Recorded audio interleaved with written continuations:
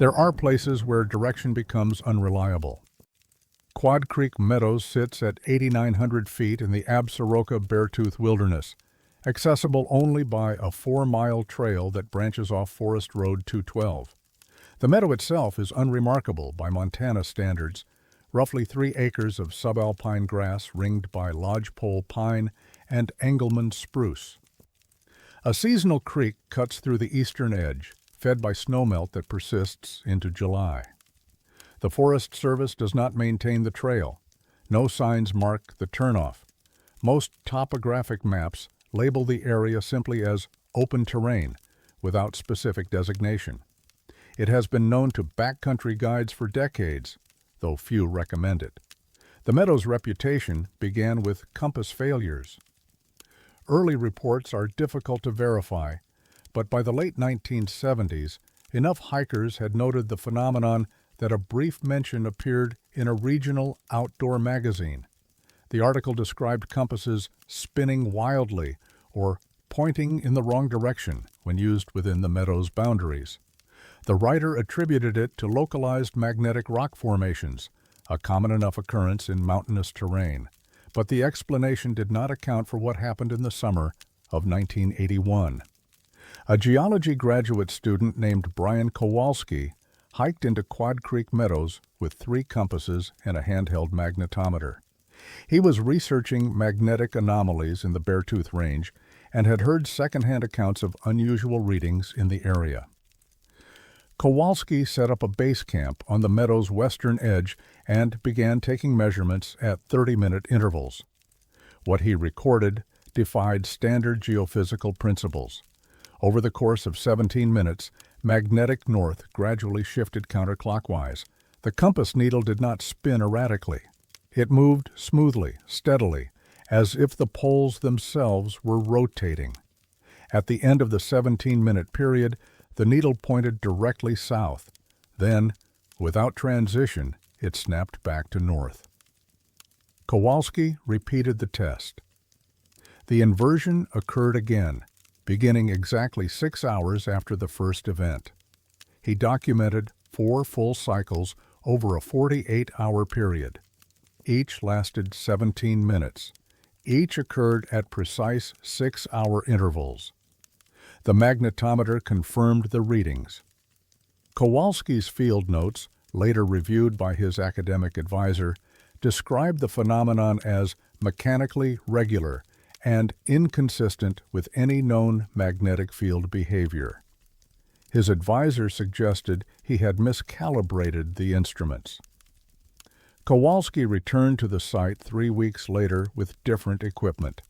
The results were identical. He submitted his findings to a geophysics journal. The paper was rejected.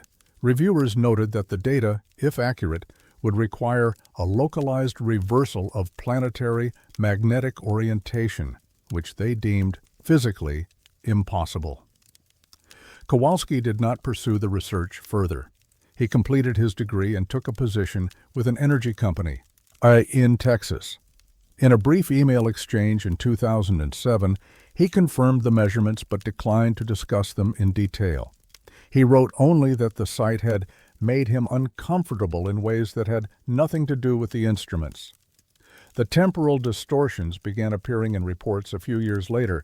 In 1986, 2 hikers from Bozeman, Jeffrey Millard and his partner Rachel Ortiz, spent a night camped in the meadow.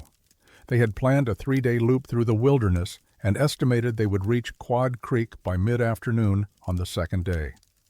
According to their journal, they arrived on a schedule, set up camp, and spent the evening near the creek. Millard noted the sunset occurred around 8:45, which matched the expected time for late August. When they returned to the trailhead the following afternoon, Millard's truck was gone. They assumed it had been stolen and hiked 2 miles to the nearest Forest Service station to report the theft. The ranger on duty checked the parking log and informed them that the truck had been towed 4 days earlier after sitting in the lot for over a week. Millard insisted they had been gone for only 3 days. The ranger showed them the calendar. It was September 3rd. They had left on August 26th. 8 days had passed. Millard and Ortiz had no memory of the missing time. Search and rescue records confirm that a missing persons report had been filed on August 30th. A team had been dispatched to search the trail to Quad Creek, but found no evidence of the hikers. The report noted that the campsite showed no signs of recent use and that the search was called off after 2 days. Millard and Ortiz were examined by a physician in Livingston. Both were dehydrated and mildly malnourished, consistent with having been in the wilderness for 8 days rather than 3. Neither showed signs of head trauma or disorientation beyond their insistence that only 3 days had elapsed. The incident was filed as a case of temporal confusion due to environmental stress.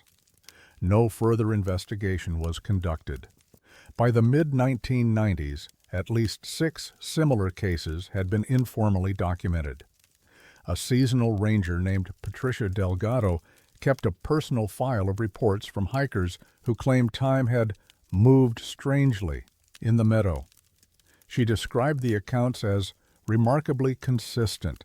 Individuals would camp overnight, experience what felt like normal passage of time, and return to find that significantly more time had elapsed in the outside world. In one case, a solo hiker named Gordon Travers entered the meadow on a Friday afternoon and emerged Sunday evening, believing he had stayed for one night. His vehicle registration had expired during what he perceived as a single day. He later told Delgado that he remembered watching the sun set once and rise once, with nothing unusual about the duration of darkness. Delgado submitted her file to the district supervisor in 1998.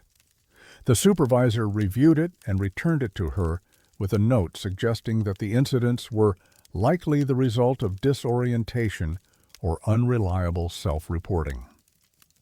The file was not added to any official record. Delgado retired in 2004. In an interview conducted years later, she stated that she had stopped recommending Quad Creek to visitors, though she could not articulate exactly why. A physics professor from Montana State University, Dr. Harold Finch, visited the meadow in 2001 with portable atomic clocks and GPS receivers. He had read Kowalski's unpublished paper and wanted to verify the magnetic anomaly. He confirmed the 17-minute inversion cycle.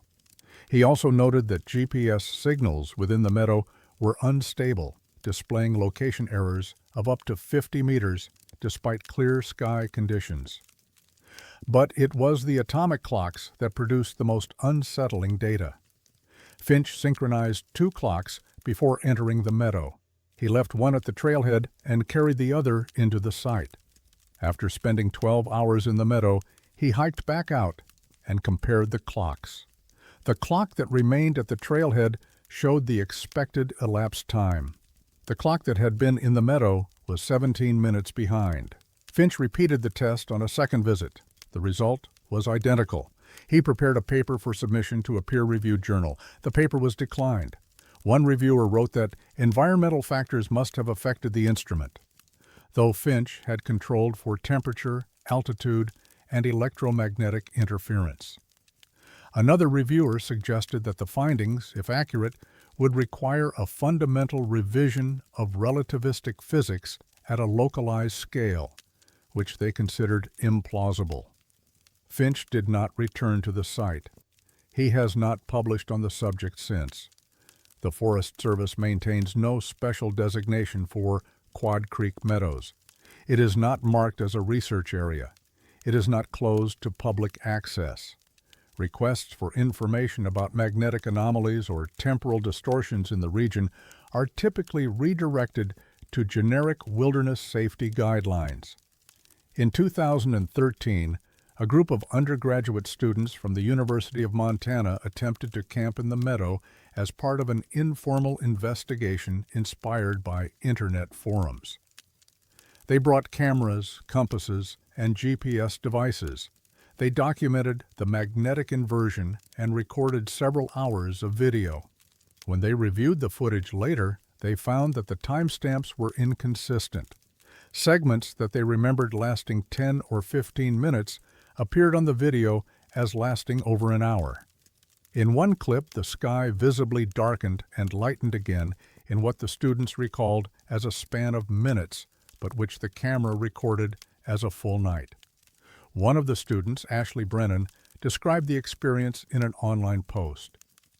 "It didn't feel wrong while we were there. It felt normal. It was only afterward, looking at the recordings, that we realized something had happened that we couldn't account for." The group did not return. The meadow is still accessible. The trail is still open. Hikers still camp there, though fewer than in previous decades. Some report nothing unusual. Others do not return on the day they planned. And every 6 hours, like a clock no one wound, the compasses still reverse.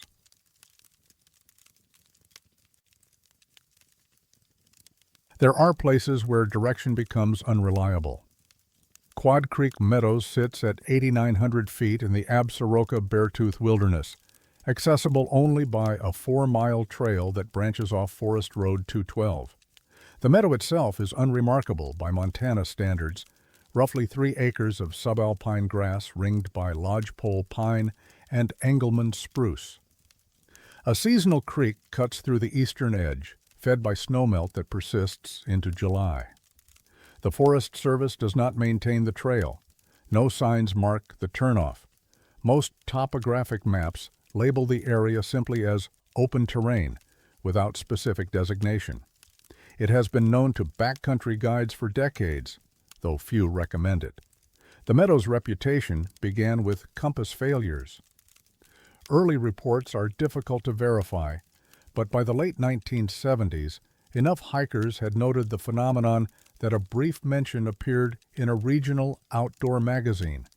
The article described compasses spinning wildly or pointing in the wrong direction when used within the meadow's boundaries. The writer attributed it to localized magnetic rock formations, a common enough occurrence in mountainous terrain, but the explanation did not account for what happened in the summer of 1981. A geology graduate student named Brian Kowalski hiked into Quad Creek Meadows with 3 compasses and a handheld magnetometer. He was researching magnetic anomalies in the Beartooth Range and had heard secondhand accounts of unusual readings in the area. Kowalski set up a base camp on the meadow's western edge and began taking measurements at 30-minute intervals. What he recorded defied standard geophysical principles. Over the course of 17 minutes, magnetic north gradually shifted counterclockwise. The compass needle did not spin erratically. It moved smoothly, steadily, as if the poles themselves were rotating. At the end of the 17-minute period, the needle pointed directly south. Then, without transition, it snapped back to north. Kowalski repeated the test. The inversion occurred again, beginning exactly 6 hours after the first event. He documented 4 full cycles over a 48-hour period. Each lasted 17 minutes. Each occurred at precise 6-hour intervals. The magnetometer confirmed the readings. Kowalski's field notes, later reviewed by his academic advisor, described the phenomenon as mechanically regular and inconsistent with any known magnetic field behavior. His advisor suggested he had miscalibrated the instruments. Kowalski returned to the site 3 weeks later with different equipment. The results were identical. He submitted his findings to a geophysics journal. The paper was rejected. Reviewers noted that the data, if accurate, would require a localized reversal of planetary magnetic orientation, which they deemed physically impossible. Kowalski did not pursue the research further. He completed his degree and took a position with an energy company in Texas. In a brief email exchange in 2007, he confirmed the measurements but declined to discuss them in detail. He wrote only that the site had made him uncomfortable in ways that had nothing to do with the instruments. The temporal distortions began appearing in reports a few years later. In 1986, two hikers from Bozeman, Jeffrey Millard and his partner Rachel Ortiz, spent a night camped in the meadow. They had planned a 3-day loop through the wilderness and estimated they would reach Quad Creek by mid-afternoon on the second day. According to their journal, they arrived on a schedule, set up camp, and spent the evening near the creek. Millard noted the sunset occurred around 8:45, which matched the expected time for late August. When they returned to the trailhead the following afternoon, Millard's truck was gone. They assumed it had been stolen and hiked 2 miles to the nearest Forest Service station to report the theft. The ranger on duty checked the parking log and informed them that the truck had been towed 4 days earlier after sitting in the lot for over a week. Millard insisted they had been gone for only 3 days. The ranger showed them the calendar. It was September 3rd. They had left on August 26th. 8 days had passed. Millard and Ortiz had no memory of the missing time. Search and rescue records confirm that a missing persons report had been filed on August 30th. A team had been dispatched to search the trail to Quad Creek, but found no evidence of the hikers. The report noted that the campsite showed no signs of recent use and that the search was called off after 2 days. Millard and Ortiz were examined by a physician in Livingston. Both were dehydrated and mildly malnourished, consistent with having been in the wilderness for 8 days rather than 3. Neither showed signs of head trauma or disorientation beyond their insistence that only 3 days had elapsed. The incident was filed as a case of temporal confusion due to environmental stress. No further investigation was conducted. By the mid-1990s, at least 6 similar cases had been informally documented. A seasonal ranger named Patricia Delgado kept a personal file of reports from hikers who claimed time had moved strangely in the meadow. She described the accounts as remarkably consistent. Individuals would camp overnight, experience what felt like normal passage of time, and return to find that significantly more time had elapsed in the outside world. In one case, a solo hiker named Gordon Travers entered the meadow on a Friday afternoon and emerged Sunday evening, believing he had stayed for 1 night. His vehicle registration had expired during what he perceived as a single day. He later told Delgado that he remembered watching the sun set once and rise once, with nothing unusual about the duration of darkness. Delgado submitted her file to the district supervisor in 1998. The supervisor reviewed it and returned it to her with a note suggesting that the incidents were likely the result of disorientation or unreliable self-reporting. The file was not added to any official record. Delgado retired in 2004. In an interview conducted years later, she stated that she had stopped recommending Quad Creek to visitors, though she could not articulate exactly why. A physics professor from Montana State University, Dr. Harold Finch, visited the meadow in 2001 with portable atomic clocks and GPS receivers.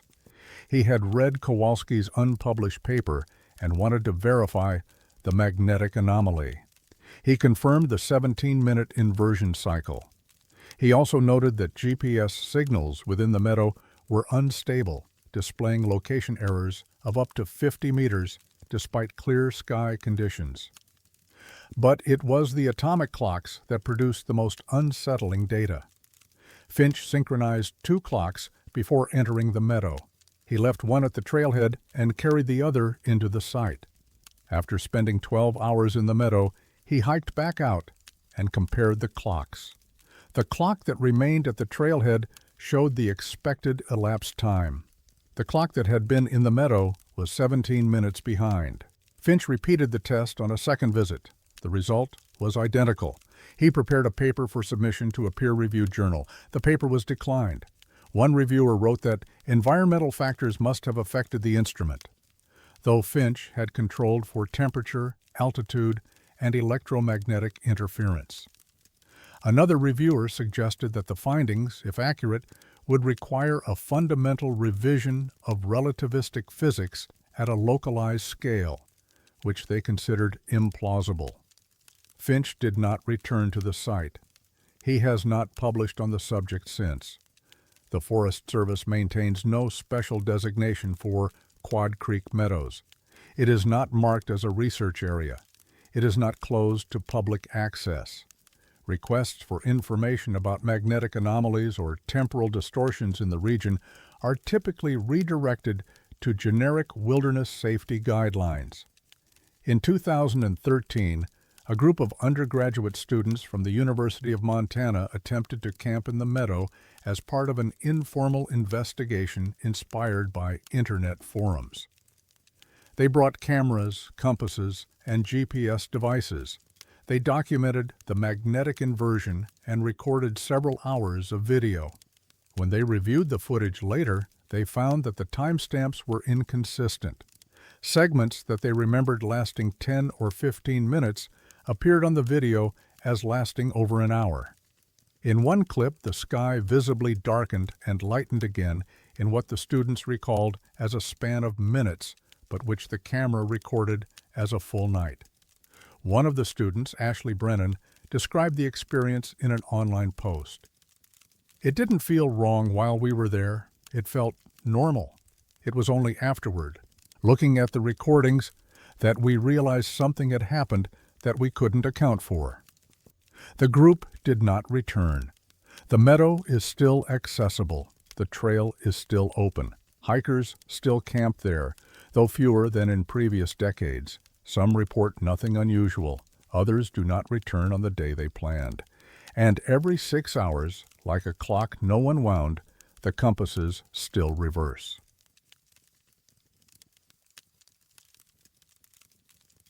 Some monuments refuse to stay where they were planted.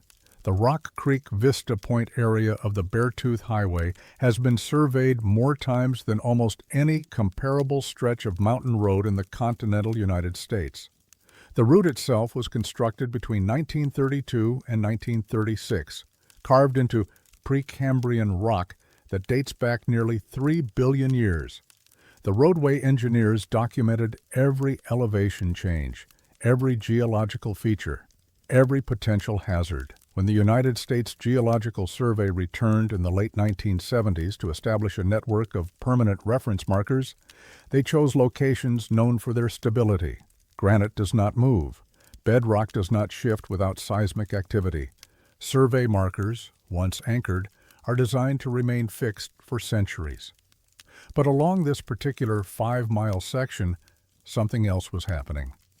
The USGS project began in June of 1977. A 4-person team led by surveyor Donald Casper placed 12 bronze markers at quarter-mile intervals between mile markers 51 and 56. Each marker was a standard design, a 3.5-inch bronze disc stamped with identification codes and elevation data, set into a concrete anchor drilled 18 inches into solid rock. The team used theodolites and early electronic distance measurement equipment to record precise coordinates for each installation. Casper's field notes described the work as routine. The weather was clear. The rock was stable. Every marker was installed according to federal specifications. The team completed the project in 11 days and submitted their findings to the regional USGS office in Denver. The coordinates were entered into the National Geodetic Survey database, where they would serve as permanent reference points for future mapping and construction projects.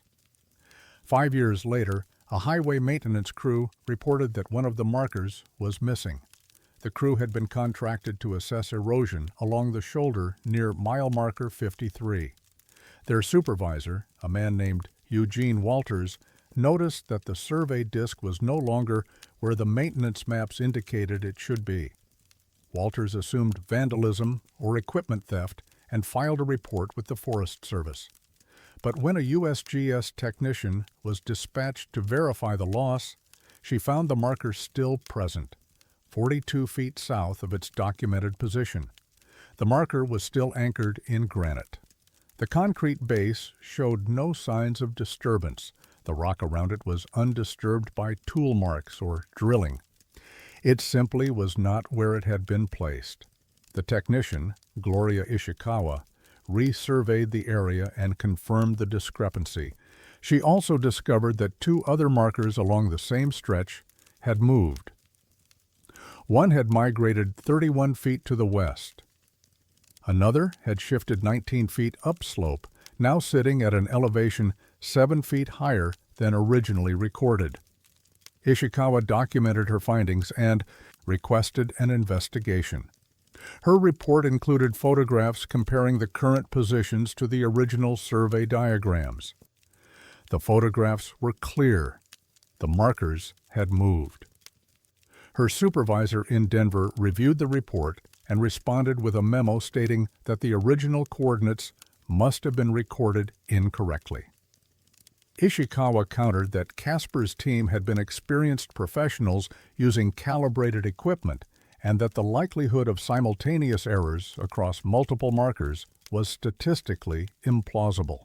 She recommended a full resurvey of the entire 12-marker network. The request was denied.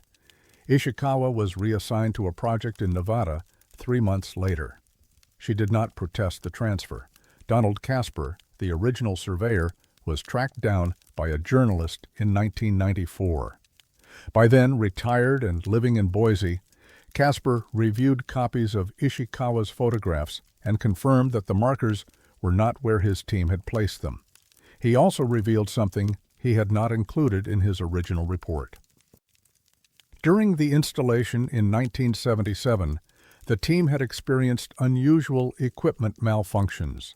The electronic distance measurement devices had periodically displayed readings that fluctuated by several meters despite being aimed at fixed targets. Casper had attributed the errors to atmospheric conditions or instrument calibration drift. But on the final day of the project, one of his team members, a junior surveyor named Helen Briggs, had mentioned that her compass was acting strange near marker number 8. Casper had dismissed it at the time. Compasses were known to behave erratically near certain rock formations rich in magnetite. He had not considered it worth documenting. But when shown the photographs of the moved markers, Casper noted that all three were located within a half-mile radius of marker number 8. Helen Briggs could not be located for comment. Employment records show she left the USGS in 1979 and moved to British Columbia. Attempts to reach her through known addresses were unsuccessful. In 1996, a graduate student in geophysics named Marcus Aldridge obtained permission to study the site as part of his thesis on crustal stability in mountainous regions. He brought ground-penetrating radar and differential GPS equipment. His goal was to determine whether subsurface geological activity could account for the marker displacements. The ground-penetrating radar showed no voids, faults, or anomalies beneath the markers. The granite was solid and continuous to a depth of over 20 meters. Differential GPS readings matched the positions Ishikawa had documented in 1982, confirming that the markers had not moved further in the intervening 14 years. But Aldridge also discovered something else. When he compared his GPS data to the original USGS database entries from 1977, he found that the coordinates in the database did not match Casper's handwritten field notes. The database had been updated at some point to reflect the current marker positions, making it appear as though they had always been there. Aldridge requested access to the original paper records. He was told they had been digitized and the physical files archived. When he asked where the archives were stored, he was informed that the specific documents were not available for public review. His thesis advisor suggested he focus on a different case study. Aldridge changed the topic of his thesis. He graduated in 1998 and took a position with an oil exploration company in Alberta. He has not returned to the subject. The markers themselves remain in place. A hiker who visits the Rock Creek Vista Point area can still find several of them, now weathered by decades of exposure, but locating them requires ignoring the coordinates listed in current databases and instead using the older pre-1982 maps, or simply walking the area until the bronze discs appear underfoot. In 2003, the entire data set related to the Beartooth Highway survey markers was classified under a designation that restricts access to authorized personnel. The change was not announced publicly. Researchers attempting to reference the data for academic or commercial projects have been told that the information is no longer available for distribution due to national security considerations. No explanation has been provided as to why survey markers on a public highway would fall under such restrictions. A Freedom of Information Act request filed in 2009 returned a heavily redacted response. The few legible portions confirmed that the markers had been reevaluated in the early 2000s, but the nature of the evaluation and its conclusions were entirely blacked out. A follow-up request was denied. Former Forest Service employee Thomas Ridgway, who worked in the area during the 1980s and 90s, mentioned the markers in a local history interview conducted in 2015. He recalled that rangers had been told not to discuss them with visitors. He did not know why.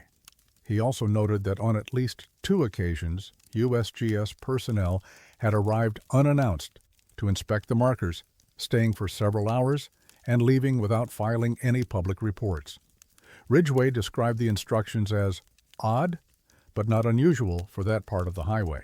When asked what he meant, he said only that there were other things up there that didn't make sense either. The journalist conducting the interview did not follow up. In 2017, a wilderness guide named Simone Ibarra took a group of photographers to the Rock Creek area. One of the photographers, attempting to use a survey marker as a stable platform for a tripod, noticed that the marker seemed loose. When he examined it more closely, he found that the concrete anchor had developed a series of fine cracks radiating outward from the piece. The cracks were fresh. The edges were sharp, not yet weathered. Ibarra reported the damage to the Forest Service, assuming it was the result of freeze-thaw cycles. A maintenance crew was dispatched. They documented the cracks, removed the marker, and filled the hole with fresh concrete. The marker was not replaced. No explanation was given. The 11 remaining markers are still there. 3 of them are not where they were originally placed. The records that might explain how they moved are locked away. And somewhere in the Federal Archives, a set of field notes describes a compass that would not point north.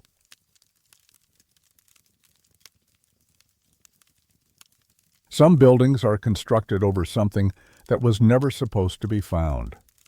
Island Lake sits at 9,200 feet along the Beartooth Highway corridor, surrounded by peaks that hold snow well into August. The lake itself is glacial in origin, carved out during the last ice age and fed by runoff from the Beartooth Plateau. The area was largely uninhabited until the 1930s, when the Civilian Conservation Corps began constructing the highway and its associated infrastructure. One of those structures was a small ranger station built on the lake's southwestern shore in 1936. The station was utilitarian, single-story wood frame construction on a poured concrete foundation. It served as a seasonal outpost for Forest Service personnel, monitoring trail conditions and providing assistance to travelers. The building was never staffed year-round. Heavy snow made access impossible from October through May. But for 72 summers, rangers lived and worked there, keeping logs, maintaining equipment, and responding to emergencies in the high country. The station was slated for demolition in 2007. The structure had deteriorated beyond repair, and the Forest Service decided it was more cost-effective to remove it than to renovate. A contractor from Billings, a firm called Mountain States Construction, was awarded the project. Work began in June of 2008. The crew supervisor, A man named Victor Harlan expected a straightforward job. The building was small and the foundation was shallow. Demolition was projected to take less than a week. They found the second foundation on the third day. The original 1936 foundation had been poured in the standard fashion, a rectangular slab of concrete, 18 inches thick, with anchor bolts set to secure the wooden frame. But when the crew began breaking up the concrete to remove it, they discovered that beneath it, separated by only a thin layer of compacted soil, was another foundation. This one was older, much older. The second foundation was stone rather than concrete. It consisted of hand-cut granite blocks fitted together with mortar that had hardened to a consistency nearly indistinguishable from the stone itself. The dimensions matched the upper foundation almost exactly. The blocks were weathered, their surfaces pitted by exposure, though they had been buried for decades. Harlan halted work and contacted the Forest Service. A regional archaeologist, Dr. Lillian Espinoza, was dispatched to the site. She arrived 2 days later and spent an afternoon examining the stonework. Her preliminary assessment was that the foundation dated to the late 19th century, though she noted that no records indicated any structure had been built at Island Lake prior to 1936. The area had been surveyed multiple times by government expeditions and mining prospectors. None had reported evidence of previous construction. Espinoza took samples of the mortar for laboratory analysis. The results came back 3 weeks later. Carbon dating placed the mortar's creation between 1888 and 1894. There was no explanation for how a stone foundation from the 1890s could exist beneath a Forest Service station built in 1936, in a location that had been documented as undeveloped wilderness. The demolition crew resumed work with instructions to carefully document the lower foundation. As they removed the soil and debris between the two layers, they began finding objects. The first was a set of hand tools, a chisel, a hammer, and a mason's trowel. The tools were heavily corroded but intact. They appeared to be of late 19th century manufacture, consistent with the dating of the stonework. Then they found the personal items. Buried in the soil layer between the two foundations were several objects that should not have been there: a leather-bound journal too degraded to open, a tin cup with a maker's mark that predated 1900, and a pocket watch. The watch was still running. Harlan described it as a standard railroad-style pocket watch, gold-plated, with Roman numerals on the face. The back was engraved with initials, TMR. The watch had been sealed in a small wooden box, which had protected it from moisture.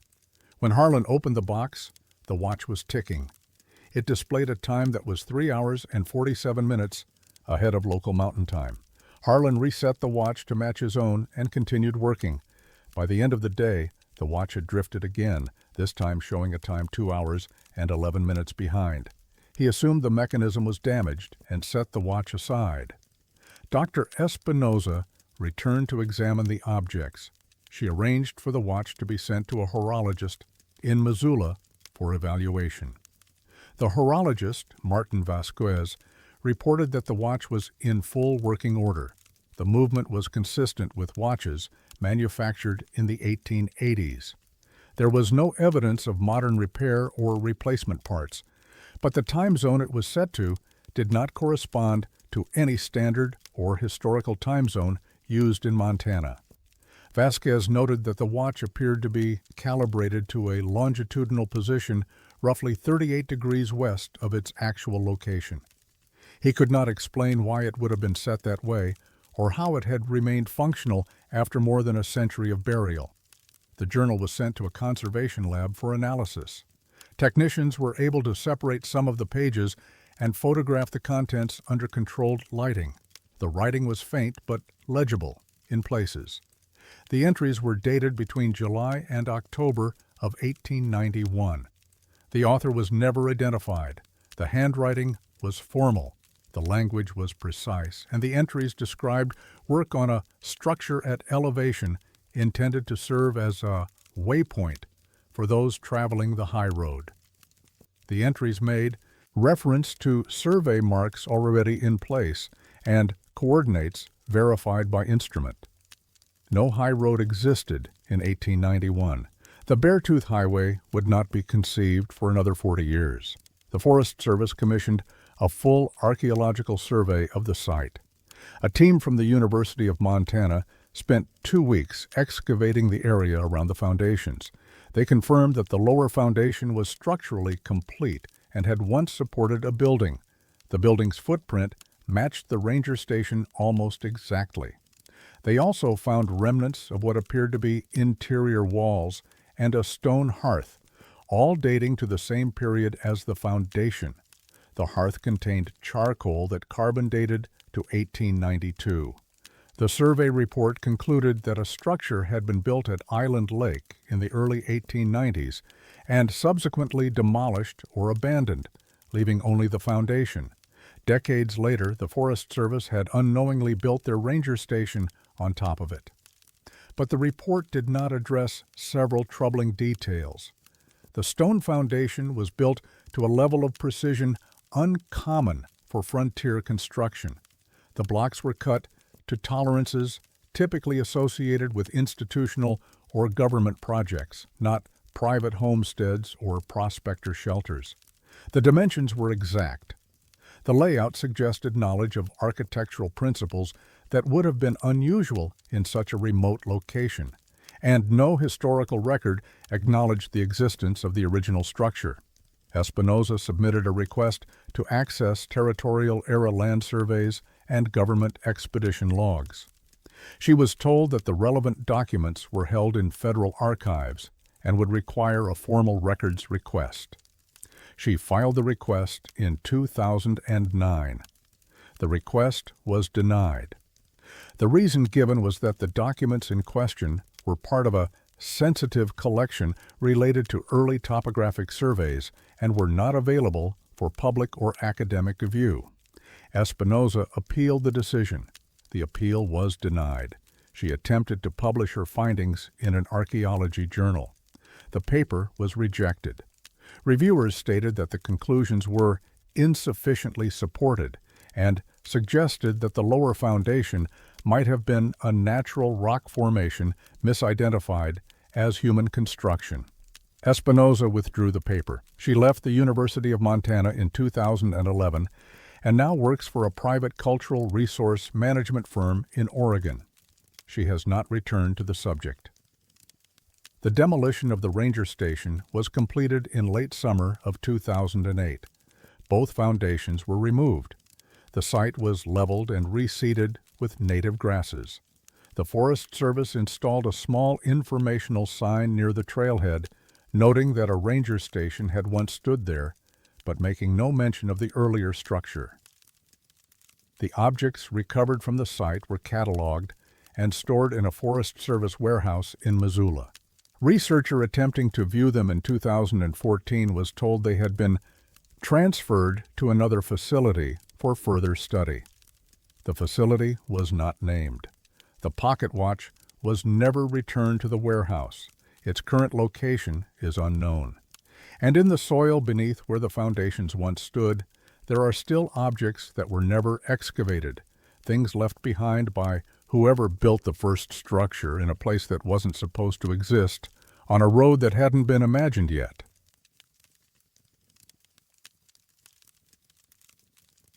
There is an elevation where the air carries voices that should no longer exist. The Beartooth Highway climbs through some of the highest drivable terrain in the northern Rockies, reaching its peak at 10,947 feet above sea level.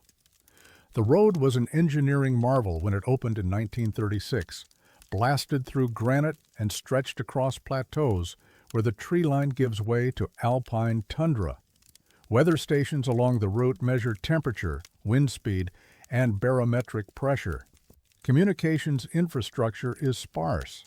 Cell service is non-existent for most of the corridor. Travelers rely on CB radios or vehicle-mounted FM receivers for emergency contact and weather updates. But at one specific elevation, radios stop receiving the station's drivers expect. The phenomenon occurs in a narrow band roughly 2 miles long, beginning just east of Beartooth Lake and extending toward the highway's summit. The elevation is consistent, 10,947 feet, give or take 6 feet, depending on the precision of the altimeter. Within this zone, vehicle radios, regardless of make, model, or year, retune themselves to a frequency between 118.2 and 118.6 megahertz. That range is reserved for aviation communication, specifically air traffic control. But there is no airport within 60 miles. There is no control tower. There are no scheduled flights over the Beartooth Plateau. And yet, the radios broadcast voices. The first documented report came from a truck driver named Randall Oakes in the summer of 1979. Oakes was hauling freight from Billings to Cody and had stopped to check his load near Beartooth Lake. His CB radio, normally tuned to Channel 19 for highway communication, suddenly began picking up what he described as official-sounding chatter that resembled airport tower instructions. Oakes pulled over and listened. The transmissions were clipped, professional, and used terminology he recognized from his time in the Air Force during the Korean War. Call signs, altitude instructions, bearing corrections. But the call signs were unfamiliar, and the voices never acknowledged his attempts to respond. He recorded 3 minutes of audio on a cassette tape before the signal faded. When he descended below 10,000 feet, his radio returned to normal. Oakes submitted the tape to the Federal Aviation Administration office in Billings, along with a written account of the incident. He received a form letter 6 weeks later thanking him for his report and informing him that no irregularities had been detected in the region's airspace. The tape was not returned. By the mid-1980s, other drivers had begun reporting similar experiences. A survey conducted by a regional trucking association in 1986 found that roughly 1 in 12 drivers who regularly traveled the Beartooth Highway had encountered the phenomenon at least once. Most described it as brief, lasting between 2 and 8 minutes, and occurring only within a specific stretch of road. The transmissions were always the same type, air traffic control instructions delivered in calm, methodical tones. The voices were male, though some drivers reported hearing a female voice on occasion. The instructions referred to aircraft using call signs that followed military formatting, 2 letters followed by 3 or 4 numbers. A retired air traffic controller named Janice Pruitt heard one of the recordings in 1988. She had worked at Malmstrom Air Force Base in Great Falls during the 1960s and was familiar with military communication protocols. After listening to a tape recorded by a motorist near the summit, she noted that the call signs matched a format used by Strategic Air Command during the Cold War. But the specific call signs on the tape did not correspond to any aircraft she could identify in declassified records. Pruitt contacted the FAA and requested information about transmitters operating in the 118 megahertz range near the Beartooth Highway. She was told that no such transmitters existed.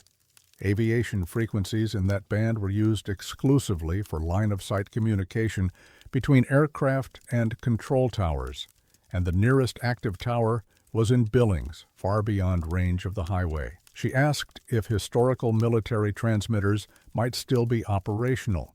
The FAA referred her to the Department of Defense. The Department of Defense did not respond to her inquiry.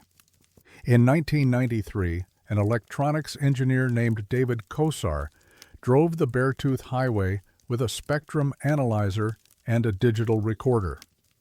Kosar had heard about the phenomenon through a ham radio forum and wanted to determine whether the transmissions were real or the result of atmospheric conditions causing distant signals to propagate unusually.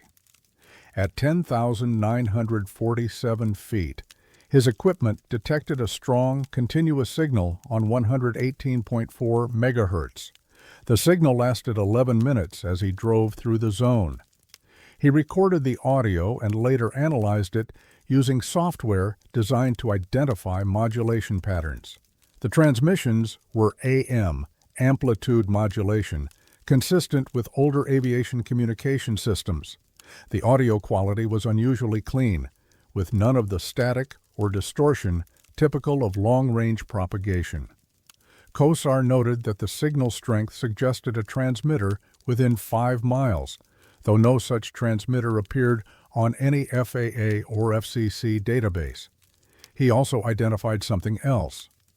Embedded in the audio were brief sequences of what sounded like coded language, strings of numbers, and phonetic alphabet letters that did not correspond to standard aviation terminology. COSAR ran the sequences through several decryption methods, including known military codes from the Cold War era. 2 of the sequences matched a cipher system used by Strategic Air Command for nuclear bomber communication during the early 1960s. COSAR submitted his findings to an aviation safety journal. The paper was declined. The editor suggested that the recordings might be hoaxes or that COSAR had misidentified the source of the transmissions.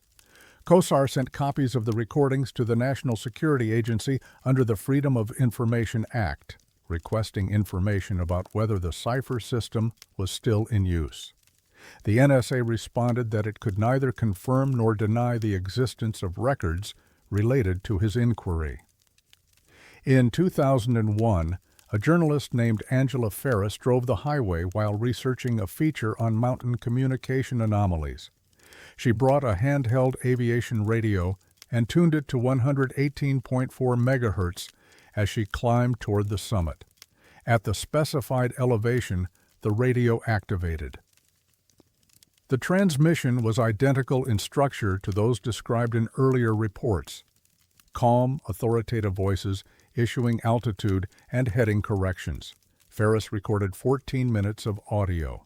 When she returned to her office in Missoula, she hired a linguistic analyst to examine the recordings. The analyst, Dr. Raymond Kapoor, noted that the speech patterns and vocabulary were consistent with military communication from the 1960s. He also identified several phrases that used terminology no longer in active use by modern air traffic controllers. One phrase in particular stood out: "Confirm status on Echo Tango 7 at Rally Point Xerxes." Dr. Kapoor found no reference to Rally Point Xerxes in any declassified military document. He suggested it might be a code name for a geographic location, but he could not identify which one.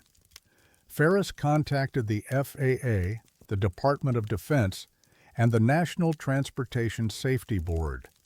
None provided substantive responses. The FAA reiterated that no transmitters operated in the area. The Department of Defense declined to comment. The NTSB stated that the matter fell outside their jurisdiction. Ferris's article was published in a regional magazine in 2002. It included transcripts of the recordings and interviews with drivers who had experienced the phenomenon. The article attracted brief attention, but no official follow-up.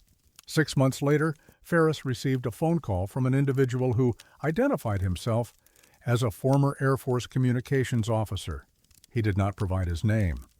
He told her that during his service in the 1960s, he had worked at a facility in Montana that coordinated communication with high-altitude reconnaissance aircraft. The facility, he said, had been decommissioned in 1968. Its exact location was classified, but he confirmed that the call signs and terminology in her recordings matched systems he had used during his service. He also told her that the transmitters at the facility had been dismantled and removed when the base closed. Ferris asked how transmissions could still be occurring if the equipment no longer existed. The man did not answer. He ended the call and did not contact her again. In 2012, the FAA updated its frequency allocation maps for the region. The 118 MHz band remained designated for aviation use, but a note was added to the digital database indicating that localized atmospheric conditions may cause anomalous signal propagation near the Beartooth Highway summit. The note did not specify what those conditions were or why they only affected a narrow elevation band. Travelers still report the phenomenon. Online forums contain dozens of accounts from the past decade. Some drivers record the transmissions on their phones. The audio is remarkably consistent. Calm voices, military call signs, instructions that imply coordination of aircraft that are never seen. And in the recordings, there are still phrases in code, strings of letters and numbers that were never meant to be heard outside secure channels. No one has explained where they come from. No one has explained why they only occur at 10,947 feet. And somewhere in an archive, sealed and classified, there may be records of a facility that no longer exists, transmitting on a frequency that should be silent.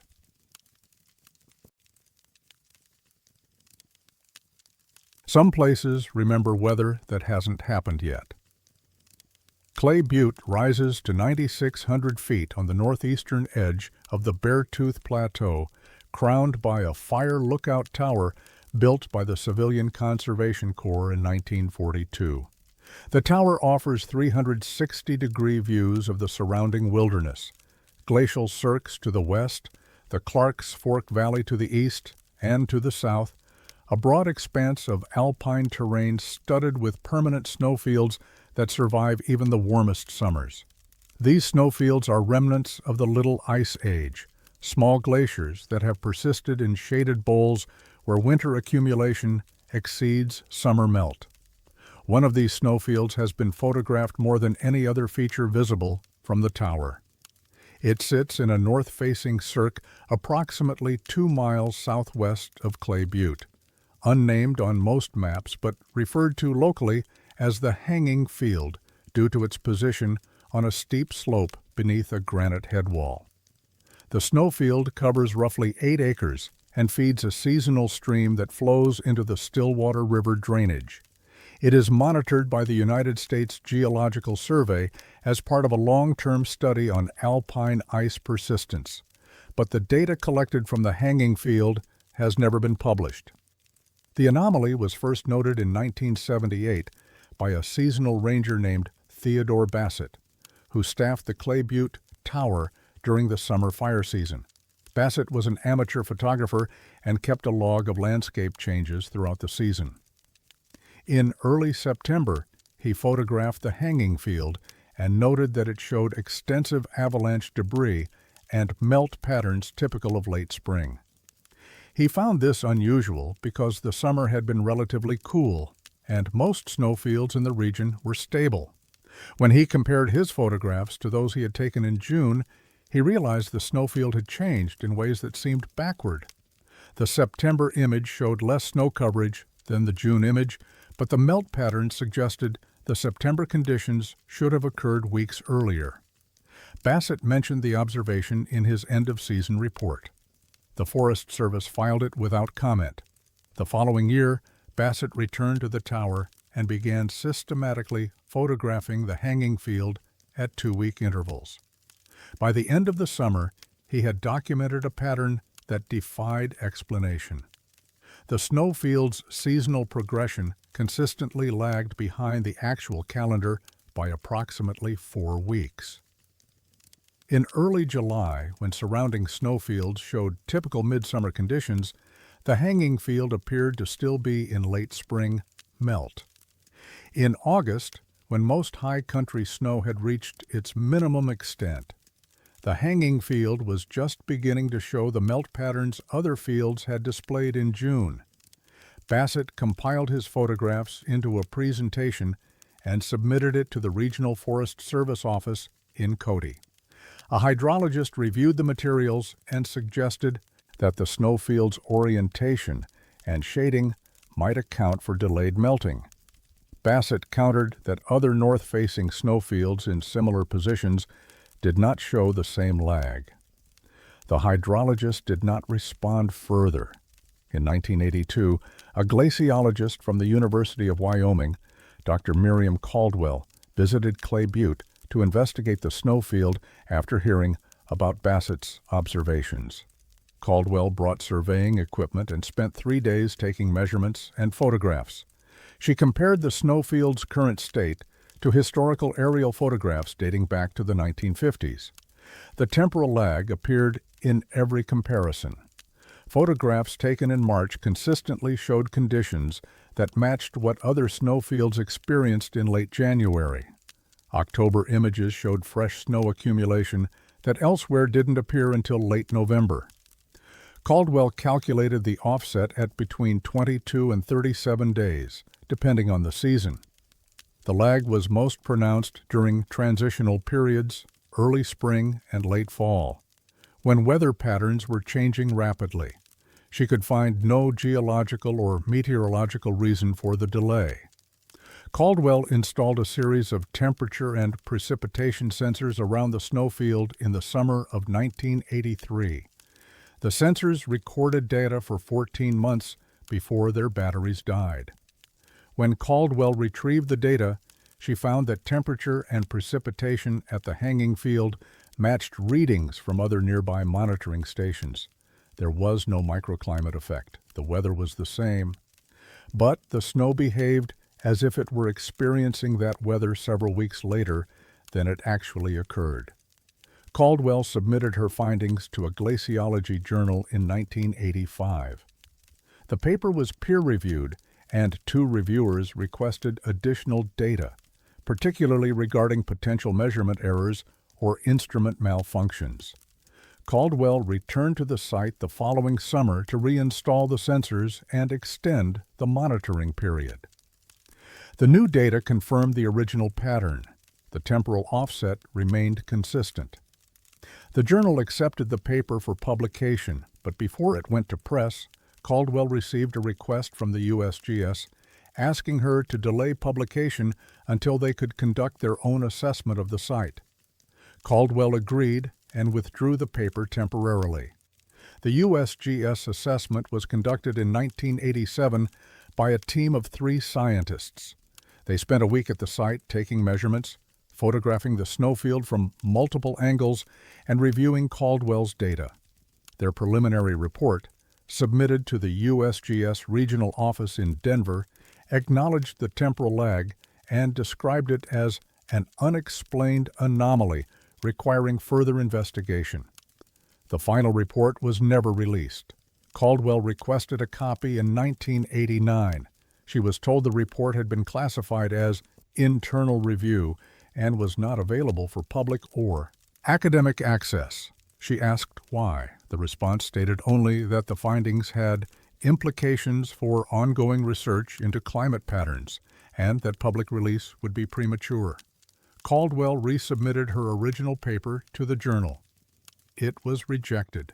The editor noted that without the USGS report to corroborate her findings, the paper's conclusions could not be adequately supported. Caldwell retired from the University of Wyoming in 2003. In a recorded interview conducted years later, she stated that the hanging field remained the most puzzling sight I ever studied, and that she had never received a satisfactory explanation for why the government was interested in keeping it quiet. In the years since, other observers have noted the phenomenon. A wilderness guide named Samuel Kirby, who leads hiking trips in the Beartooth Mountains, began photographing the snowfield in 2007 after a client mentioned that it looked wrong for the time of year. Kirby compared his images to those posted online by other photographers who had visited Clay Butte on different dates. The temporal lag was still present. Kirby documented cases where the snowfield showed heavy spring runoff in late February, weeks before regional temperatures had risen above freezing, and instances where fresh snow cover appeared in early December, even though the last significant snowfall had occurred in mid-October. The new snow was not present on any surrounding terrain, only on the hanging field itself. Kirby sent his findings to the National Weather Service and the USGS. Neither agency responded. In 2015, a graduate student in atmospheric sciences named Lauren Ostergaard obtained permission to install remote cameras at Clay Butte as part of a study on snowfield dynamics. She positioned 3 cameras with views of the hanging field and programmed them to capture images every 6 hours. The cameras operated for 2 years. When Ostergaard reviewed the footage, she found that the temporal lag was not constant. During some periods, the snowfield's conditions matched the season. During others, the lag extended to nearly 6 weeks. She also noticed something else. On several occasions, the snowfield appeared to show conditions that had not yet occurred anywhere in the region. In one sequence from late March 2016, the hanging field displayed melt patterns typical of mid-April, but those patterns did not appear on surrounding snowfields until 3 weeks later, exactly as the hanging field had shown them. Ostergaard described it as though the snowfield were previewing the future state of the snow. She included this observation in her thesis, but noted that it was speculative and not supported by sufficient data. Her thesis advisor suggested she remove the section. Ostergaard revised the thesis and omitted the finding. She graduated in 2017 and now works for a private weather forecasting company. She has not pursued further research on the hanging field. The snowfield is still there. It still melts. It still accumulates. Photographers still visit Clay Butte and take pictures of the surrounding landscape. And in those pictures, the hanging field continues to show weather from a time that does not align with when the photograph was taken. The Forest Service has no official position on the phenomenon. The USGS has not released any updated studies. Requests for information are redirected to general inquiries about alpine snowfields, with no specific acknowledgement of the temporal lag. But in the archives of the USGS Denver office, there is a file labeled Clay Butte Anomaly, Ongoing Observation. The file has been flagged for restricted access since 1988. No one outside the agency has seen what it contains.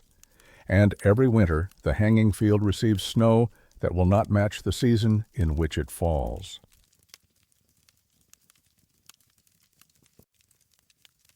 There are places where memory becomes selective in ways no one can explain. The top of the World Store sits at 9,300 feet on the Wyoming side of the Beartooth Highway, though most visitors associate it with Montana due to its proximity to the state line. Built in 1964 as a seasonal gas station and general store, it serves as one of the few services along the 68-mile route. The building is modest, wood-frame construction, a single room with a counter, shelves stocked with basic supplies, and a small parking area overlooking the Clark's Fork Valley. The store operates only during summer months, typically from late May through early September when the highway is passable. The surrounding landscape is stark. Alpine meadows give way to patches of Krumholtz, stunted, wind-twisted trees that mark the upper limit of forest growth. The air is thin. Weather changes rapidly. Visitors often stop to acclimate, to photograph the view, or simply to rest before continuing their drive across the pass. It is during these stops that the phenomenon occurs. The pattern was first documented in 1981 by a psychologist named Dr. Ellen Varga, who was traveling through the area with her husband and 2 colleagues. They stopped at the top of the World Store in the early morning to purchase coffee and stretch their legs. The group spent approximately 15 minutes at the site before continuing west toward Red Lodge. 25 minutes later, while driving through a series of switchbacks, Varga realized she could not recall her husband's name.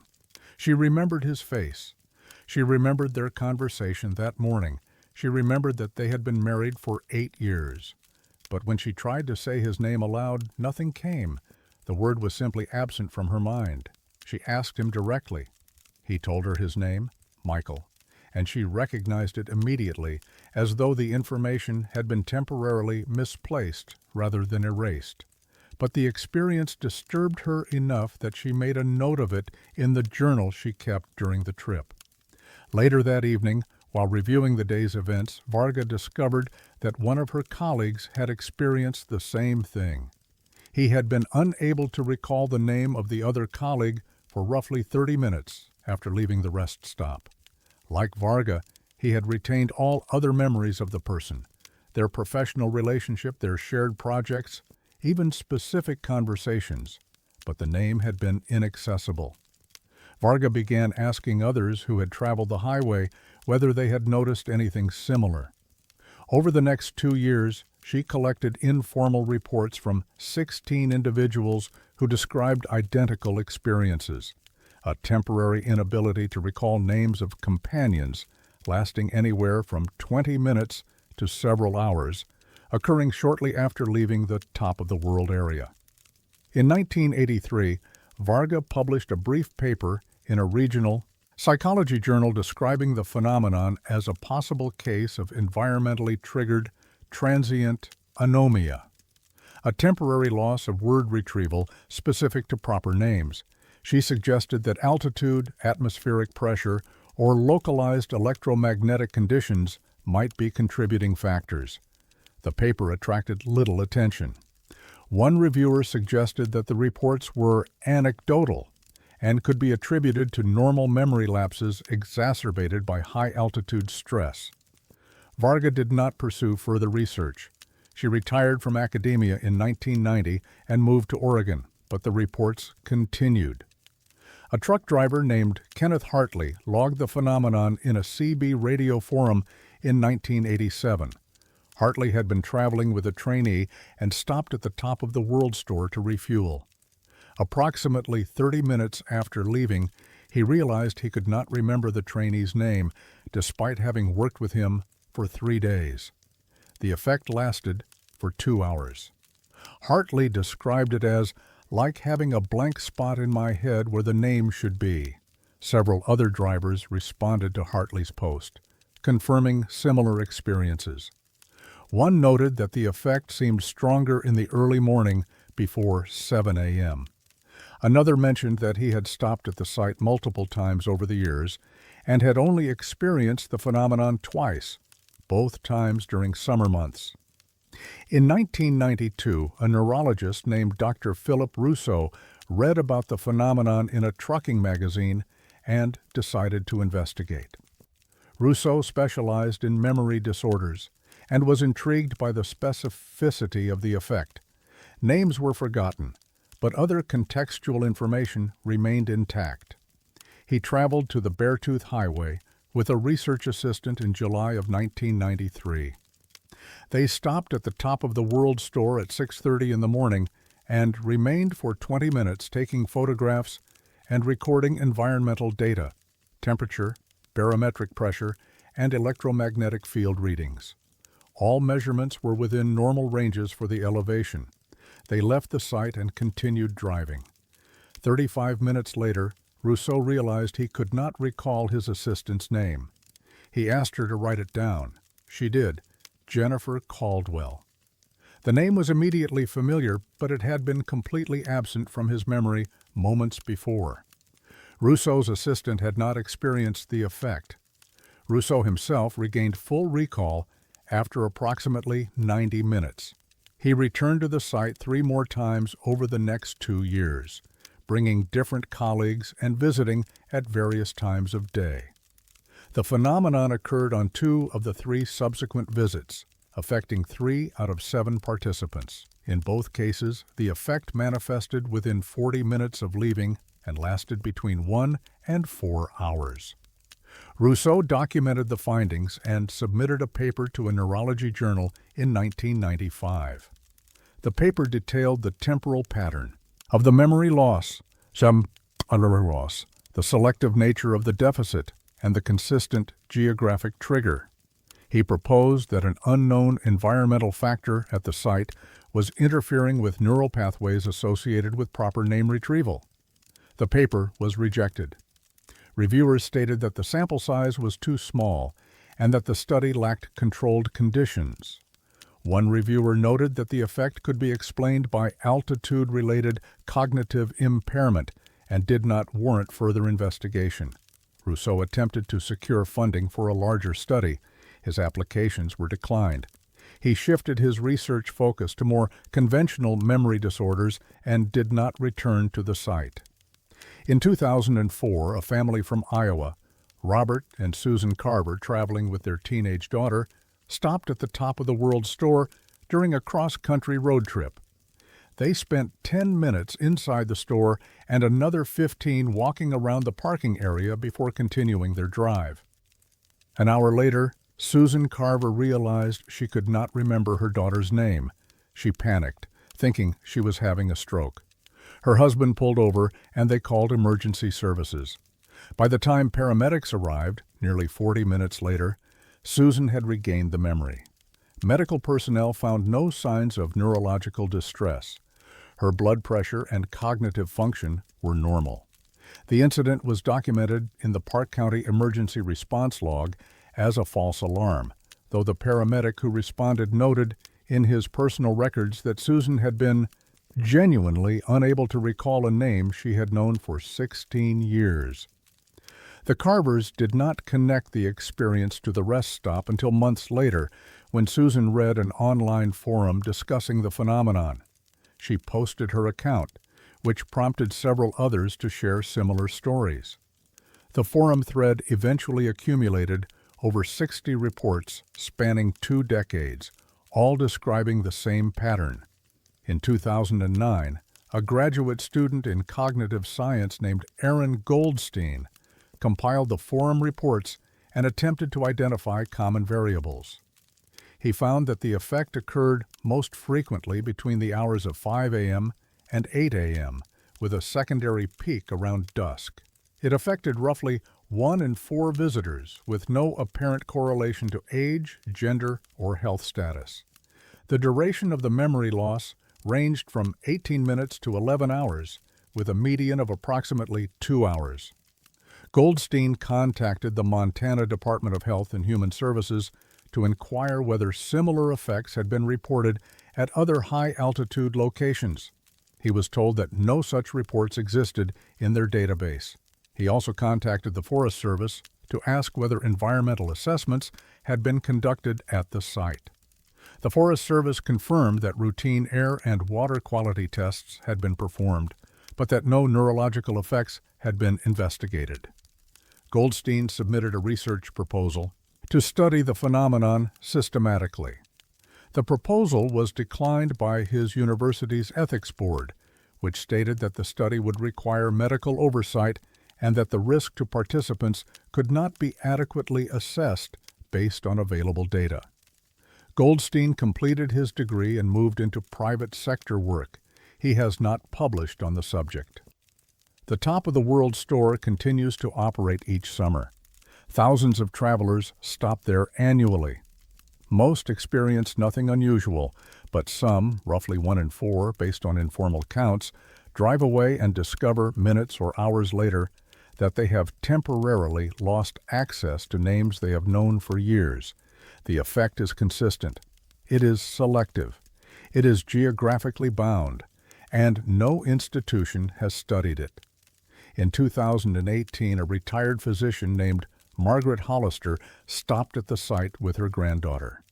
20 minutes after leaving, Hollister could not recall the girl's name. The memory returned after 3 hours.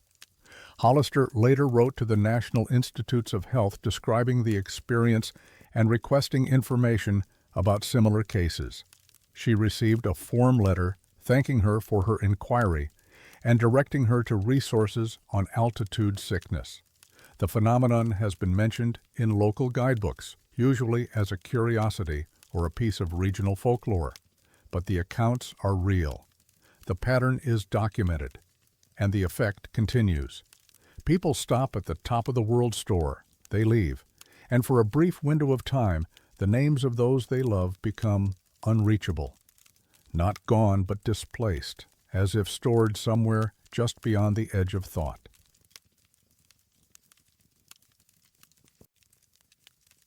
Nature does not draw straight lines. Long Lake sits at 9,600 feet on the Beartooth Plateau, a high-altitude expanse of glacially carved basins and alpine meadows that stretches across the Montana-Wyoming border. The plateau is characterized by its flatness, unusual for mountain terrain, and its scattering of shallow lakes formed by retreating ice during the last glacial period. Vegetation at this elevation is sparse. Low grasses, sedges, and scattered clusters of whitebark pine and Engelmann spruce that cling to microclimates where soil depth and moisture allow survival. Tree lines at high elevation are typically irregular. They follow the contours of the land, responding to variations in temperature, wind exposure, soil composition, and water availability. They advance and retreat in waves, creating ragged boundaries that shift over decades as climate conditions change. But near Long Lake, the tree line is different. Along the northern edge of the lake, the forest stops at a boundary so precise it appears to have been measured with instruments. For 1.3 miles, the tree line forms a straight edge that deviates less than 6 inches from a perfect geometric line. The boundary runs east to west, cutting across slopes, drainage channels, and exposed bedrock with no regard for topography. Beyond the line, there are no trees. Below it, the forest continues normally. The anomaly was first noted in 1952 by a Forest Service aerial survey team mapping timber resources across the Beartooth Range. The photographs showed the straight edge clearly, and the surveyor who reviewed them, a man named Gerald Whitlock, flagged it as unusual. He assumed it marked the boundary of an old logging operation or a controlled burn perimeter. But when ground crews visited the site in 1954 to verify the cause, they found no evidence of human activity. There were no stumps, no tool marks, no fire scars. The soil showed no signs of disturbance. The trees at the boundary were healthy, mature specimens showing normal growth rings dating back over 100 years. Whitlock filed a report noting the discrepancy and recommending further investigation. The report was archived without follow-up. In 1976, a forestry researcher named Dr. Alan Merrick was studying alpine tree line dynamics across the northern Rockies. He came across Whitlock's report while reviewing historical survey data and decided to visit Long Lake to examine the site himself. Merrick brought surveying equipment and took precise measurements along a half-mile section of the boundary. He found that the tree line deviated no more than 4 to 6 inches from a perfectly straight line over that distance. He also noted that the line did not align with any known geographic feature, no fault line, no change in soil type, no abrupt shift in elevation. He collected core samples from trees on both sides of the boundary and from isolated trees that grew slightly beyond it. Laboratory analysis showed that all the trees were genetically similar and that their growth rates were consistent with normal conditions for the elevation. There was no evidence of disease, insect infestation, or chemical contamination that would explain why trees did not grow beyond the line. Merrick also examined historical records and geological surveys.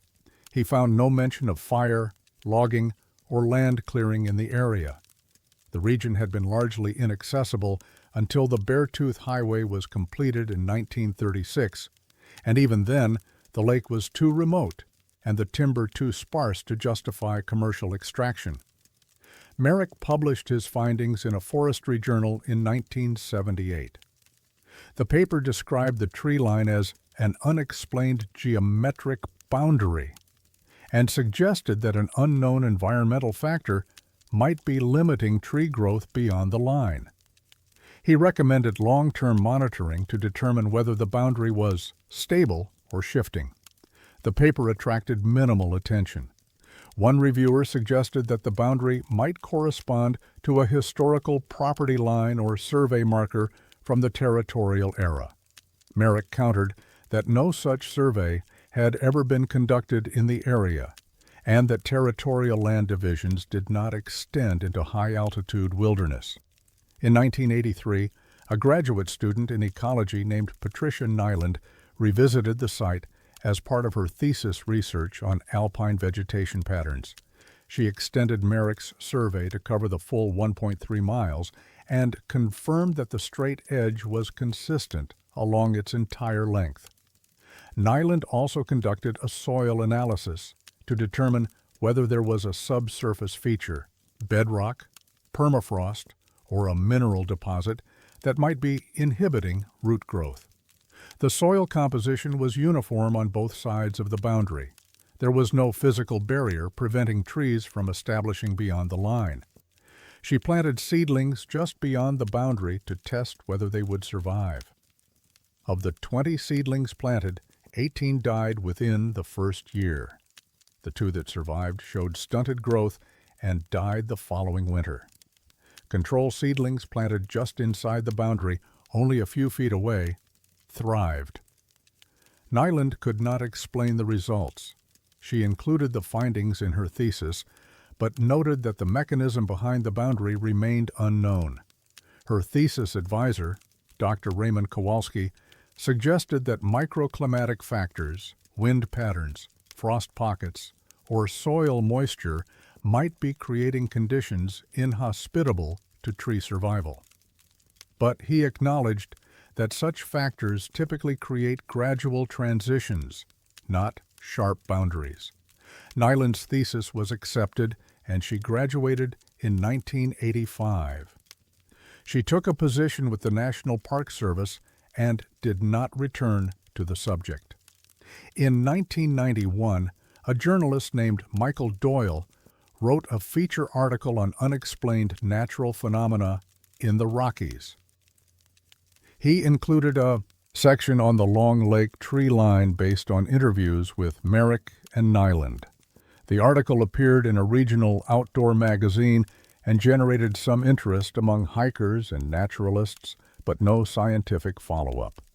The Forest Service was contacted by several readers asking whether the site had been further investigated. A spokesperson stated that the tree line was a naturally occurring boundary and that there were no plans for additional research. In 2003, satellite imagery of the Beartooth Plateau became publicly available through digital mapping services. Researchers examining the images noted that the Long Lake tree line was clearly visible from space and that its geometric precision was even more apparent at large scale. A geographer named Dr. Yolanda Herrera analyzed the satellite data and calculated the bearing of the tree line. It ran at approximately 89 degrees, almost due east-west, with a deviation of less than 1 degree over its entire length. Herrera cross-referenced the bearing with historical maps, survey grids, and known human activity in the region. She found no correlation. The line did not match township or range boundaries. It did not align with any known trails, roads, or structures. It did not correspond to magnetic north or true north. Herrera submitted a paper to a geography journal describing the tree line as an anomalous linear feature of unknown origin. The paper was accepted but published with a note from the editor stating that further field verification is recommended. No such verification was conducted. In 2009, a wilderness guide named Samuel Ortega led a group of hikers to Long Lake. One of the hikers, a retired engineer, noticed the tree line and commented on its unnaturally straight appearance. Ortega, who had been guiding in the area for over 20 years, mentioned that he had always found it odd but had never heard an explanation. The engineer, whose name was Thomas Riggs, returned home and contacted the United States Geological Survey to inquire about the feature. He was told that the USGS did not have specific information on the tree line, but that it was likely a natural formation. Riggs was unsatisfied with the response. He filed a Freedom of Information Act request asking for any records related to surveys, studies, or assessments of the Long Lake area.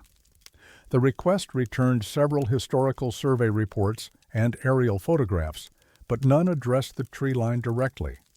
In 2015, a group of forestry students from Montana State University visited the site as part of a field course. One of the students, Ashley Brennan, attempted to use ground-penetrating radar to scan the subsurface along the boundary. The equipment detected no anomalies, no buried structures, no voids, no changes in soil density. Brennan's professor reviewed the data and suggested that the tree line might be the result of a historical weather event, a severe frost or windstorm that killed trees beyond a certain point and prevented regrowth. But he admitted that such an event would typically affect the landscape more irregularly. The Long Lake tree line remains as it was when it was first photographed in 1952. The boundary has not shifted. Trees do not grow beyond it. Seedlings planted in the forbidden zone do not survive. Aerial photographs taken over 70 years show no change. And somewhere in the forests of the Beartooth Plateau, there is a line drawn with a precision that nature does not possess. A line that has no cause, no history, and no explanation.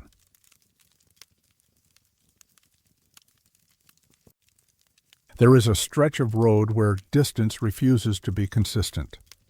The section of Beartooth Highway between Frozen Lake and Beartooth Lake runs through terrain that appears unremarkable by alpine standards. The road was paved in 1968 as part of ongoing improvements to the original 1936 construction. It climbs gradually through a landscape of scattered boulders, low shrubs, and windswept grasses typical of the high plateau. The asphalt is standard, 2 lanes, no shoulders, painted center line. Mileposts mark the route at regular intervals, each placed according to Montana Department of Transportation specifications. Milepost 58 sits near Frozen Lake. Milepost 59 is positioned just east of Beartooth Lake. Between them, according to every vehicle that has traveled the stretch, the distance is 1.19 miles. But when measured on foot, the distance is exactly 1 mile. The discrepancy was first documented in 1984 by a highway maintenance crew conducting routine road surveys. The crew, led by a supervisor named Vincent Delgado, was tasked with verifying milepost placements to ensure they matched updated GPS coordinates. The team used a surveyor's measuring wheel, a device that clicks at precise intervals as it rolls along the ground, to measure the distance between mileposts 58 and 59. The wheel recorded 5,280 feet, 1 mile. Delgado found this confusing because the maintenance truck's odometer had shown the distance as 1.19 miles when they drove the route earlier that morning. He assumed the odometer was miscalibrated and made a note to have it checked. But when the crew drove the section again after completing the survey, the odometer reading was identical, 1.19 miles. Delgado tested the measuring wheel on a known distance, the length of a highway rest area parking lot, and confirmed it was functioning correctly. He then walked the section between the 2 mileposts himself, counting paces and using the wheel to verify. The measurement was consistent, 1 mile. He reported the discrepancy to the regional office in Billings. A traffic engineer reviewed the report and suggested that the odometer readings might be affected by the vehicle's speed or tire inflation. Delgado countered that multiple vehicles had been tested, including personal cars driven by crew members, and all showed the same 1.19 mile reading. The engineer recommended a formal resurvey. In the spring of 1985, a Montana DOT surveying team returned to the site with electronic distance measurement equipment. The team set up a theodolite at milepost 58 and measured the straight-line distance to milepost 59. The result was 5,276 feet, just under 1 mile, accounting for the slight curve in the road. They then drove the section in a calibrated survey vehicle, equipped with a precision odometer. The vehicle recorded 1.19 miles. The team leader, an engineer named Gloria Travers, was perplexed. She had the vehicle's odometer tested at a certified facility. It was accurate to within 0.01%. She also reviewed the original construction documents from the 1960s and confirmed that the mileposts had been placed 1 mile apart, as specified. Travers submitted a report describing the findings as inconsistent and unexplained. She recommended additional testing, including GPS verification and comparison with satellite measurements. The recommendation was not acted upon. In 1992, a geology professor named Dr. Raymond Casper was driving the Beartooth Highway with a handheld GPS unit, recording elevation and position data for a research project on alpine terrain. When he reviewed the data later, he noticed that the segment between Frozen Lake and Beartooth Lake showed an unusual pattern. The GPS had logged 1.19 miles of travel distance, matching his vehicle's odometer. But when he plotted the coordinates on a map, the straight-line distance between the recorded start and end points was only 5,280 feet. Casper assumed the GPS had malfunctioned. He repeated the drive 2 weeks later with a different unit. The results were identical. He contacted the Montana DOT and requested access to their survey data for the section. He was provided with copies of Travers' 1985 report. Casper noted that the discrepancy had been documented but never resolved. He decided to conduct his own test. In August of 1993, Casper walked the section with a digital GPS tracker, a pedometer, and a handheld distance measurement device. All 3 instruments agreed the distance was 1 mile. He then drove the section in his vehicle, which was equipped with both a factory odometer and an aftermarket GPS unit. Both recorded 1.19 miles. Casper published a paper in a regional geophysics journal in 1994, describing the phenomenon as an observational discrepancy dependent on the method of measurement. He suggested that the road might be situated in an area where localized gravitational or magnetic effects were influencing electronic instruments in moving vehicles. The paper attracted some attention from physicists, but no one could propose a mechanism that would explain why only vehicles moving at speeds above walking pace would be affected. In 1998, an independent testing firm hired by an insurance company conducted a survey of the Beartooth Highway to assess road conditions and mileage accuracy for accident reconstruction purposes. The firm used laser rangefinders and high-precision GPS equipment. Their report confirmed that the section between mileposts 58 and 59 measured 1 mile when surveyed statically. But when they drove the section with their instrumented vehicle, the onboard systems recorded 1.19 miles. The firm noted the discrepancy in their report but stated that it fell outside the scope of their contract. They did not investigate further. In 2003, a truck driver named Angela Morales began logging the phenomenon after noticing that her fuel efficiency calculations were consistently off when she traveled the Beartooth Highway. Morales kept detailed records of fuel consumption, distance, and time for each route she drove.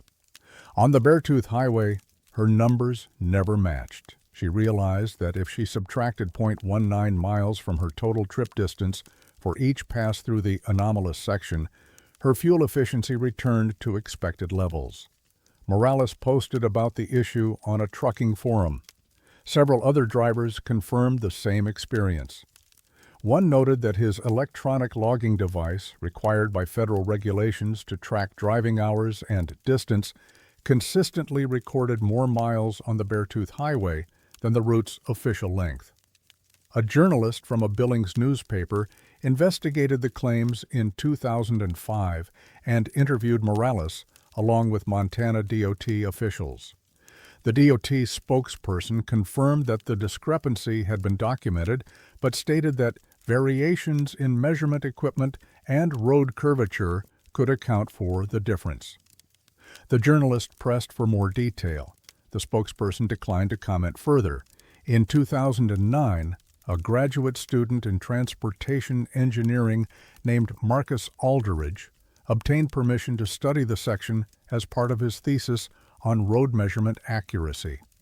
Aldridge used multiple measurement methods: walking with a surveyor's wheel, driving with GPS and odometer, and analyzing satellite imagery. The walking measurements consistently returned 1 mile.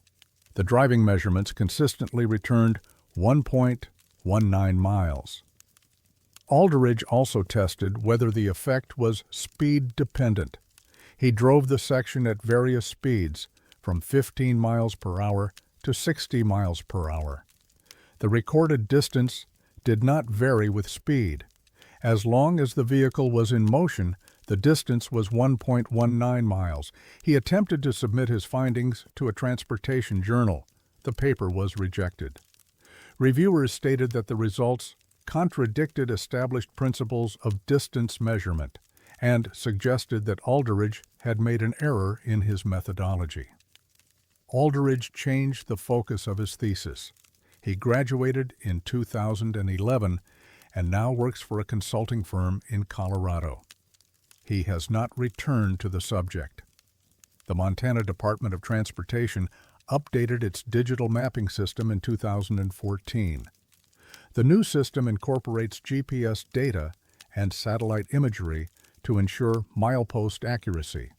According to the updated maps, the distance between mileposts 58 and 59 is listed as 1 mile. But vehicles traveling the section still record 1.19 miles. Online forums dedicated to unexplained phenomena now list the stretch as a known anomaly. Travelers occasionally stop at the mileposts to test the effect themselves. Some walk the distance and confirm the 1 mile measurement. Others drive it and confirm the longer reading. No consensus exists on what causes the discrepancy. Theories range from instrument error to unusual magnetic fields to relativistic effects related to the road's elevation and curvature. None have been substantiated, and in the archives of the Montana Department of Transportation, there is a folder labeled Milepost 58 to 59 Measurement Discrepancy. The folder contains reports dating back to 1984. It has been marked low priority, no action required. The road is still there, the mileposts are still in place, and the distance between them remains exactly 1 mile, unless you're driving.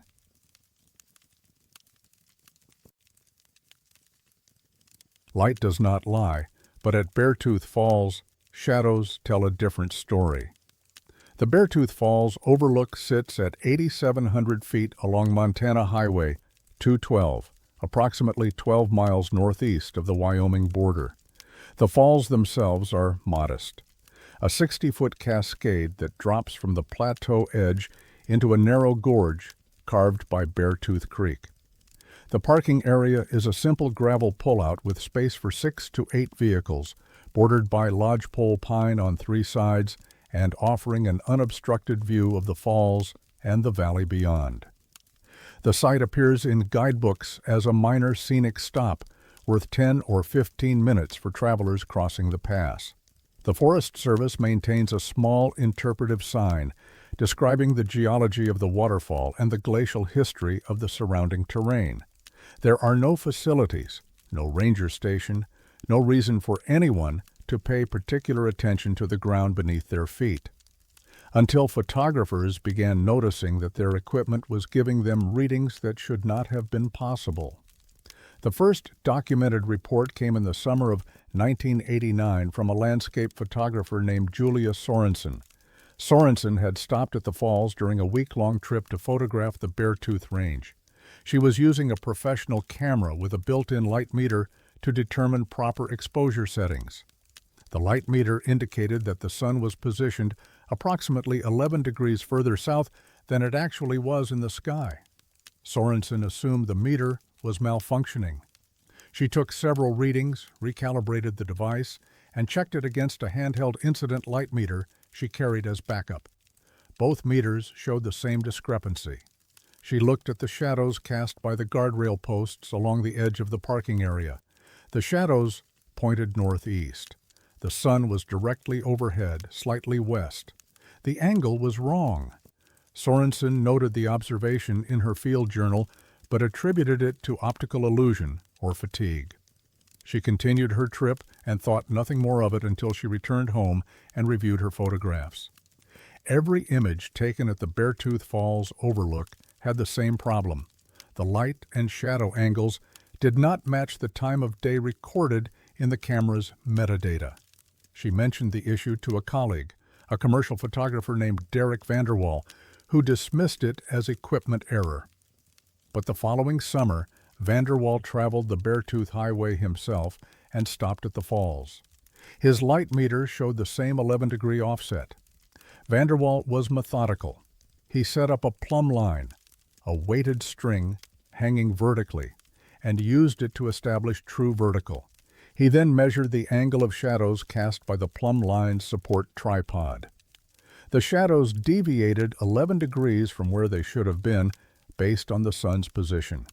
He photographed the setup with time-stamped images and submitted them to a photography equipment manufacturer, asking whether there was a known issue with light meters at high altitude. The manufacturer reviewed the images and stated that the meters were functioning correctly. They could not explain the shadow angle. Vanderwall shared his findings on a photography forum in 1991. The post attracted responses from 3 other photographers who had experienced similar anomalies at the same location. All described the same 11-degree deviation. One noted that the effect persisted regardless of season. They had visited in both June and September and found the same offset.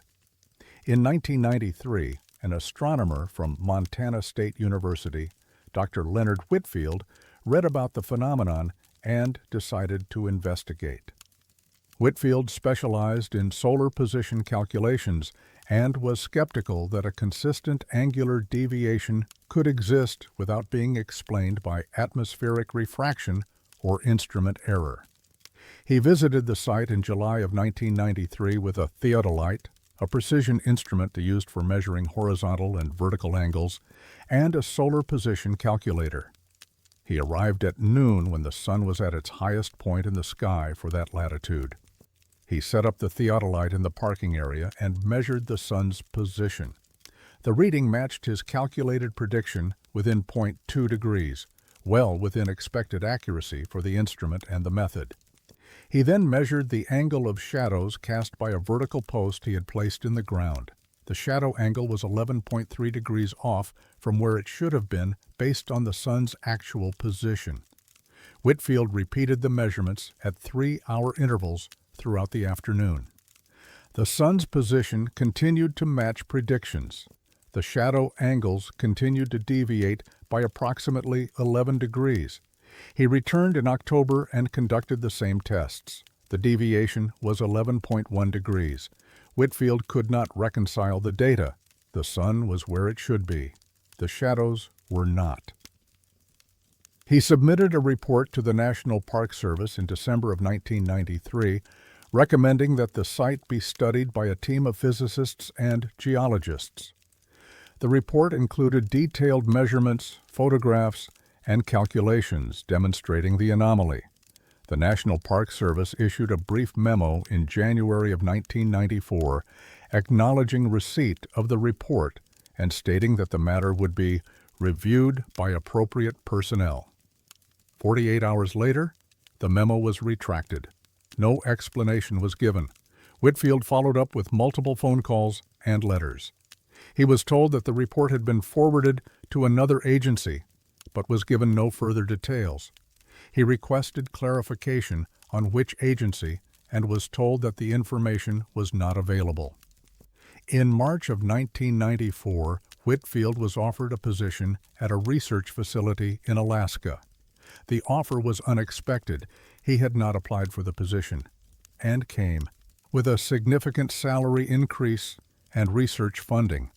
Whitfield accepted and relocated in May. He did not publish his findings on the Beartooth Falls site. When contacted years later by a journalist, he declined to discuss the matter, stating only that he had moved on to other projects. In 2001, a surveying company conducting GPS accuracy tests across Montana included the Beartooth Falls overlook as one of their control points. The surveyors set up a GPS receiver and a total station, a device that measures distance and angles with high precision to establish baseline coordinates. The GPS readings were accurate. The total station measurements were accurate. But when the surveyors used the total station to measure angles to known landmarks based on shadow positions during specific times of day, the angles were off by approximately 11 degrees. The survey team leader, a man named Patrick Vasquez, noted the discrepancy in his field report, but attributed it to possible magnetic interference from subsurface rock formations. The report recommended further investigation. No such investigation was conducted. In 2007, a physics teacher from Red Lodge named Catherine Briggs visited the site with her high school students as part of a lesson on solar geometry. Briggs had read about the shadow anomaly on an internet forum and wanted to test it with her class. The students set up simple sundials using wooden stakes and measured shadow angles at hourly intervals. Every measurement showed the 11-degree deviation. Briggs contacted the United States Geological Survey and asked whether geomagnetic surveys had been conducted at the site. She was told that no such surveys were in the public database. She asked whether she could request that one be performed. The USGS representative stated that survey requests required demonstrable public interest or scientific necessity, and that her inquiry did not meet those criteria.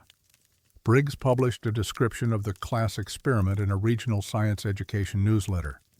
The article generated no response from scientific institutions. In 2012, a geologist named Dr. Yolanda Herrera was conducting field research on the Beartooth Plateau and stopped at the falls to take a break. She happened to notice that her compass was showing a slight deviation from expected magnetic north, approximately 11 degrees. Herrera was familiar with magnetic declination and knew that the area had a documented offset between magnetic and true north. But the offset she was observing was in addition to the expected declination. She walked 50 yards away from the parking area. The compass reading returned to normal. She returned to the parking area.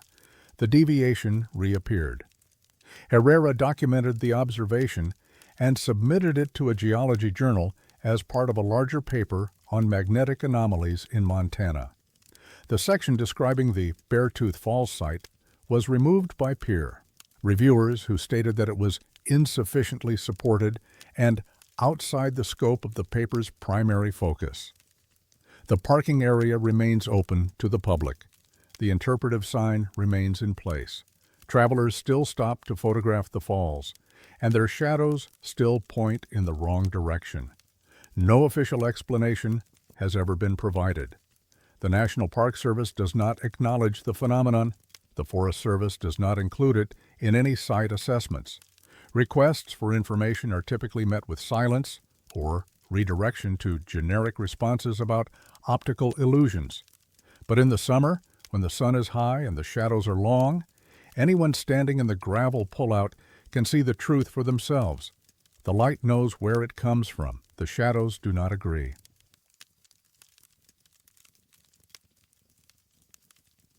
Some work leaves records, but no trace.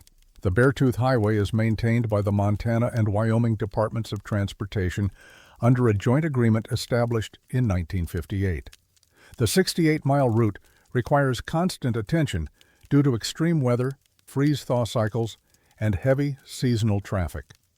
Resurfacing projects are conducted every 3 to 5 years, documented in meticulous detail as required by federal highway funding regulations.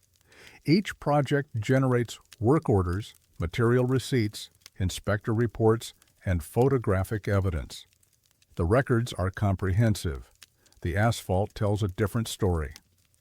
Montana Highway 212 was originally paved in sections between 1936 and 1947, with the final continuous asphalt surface completed in the early 1950s. The road was designed to be rebuilt periodically, with new layers of asphalt applied over existing surfaces to maintain structural integrity and smoothness.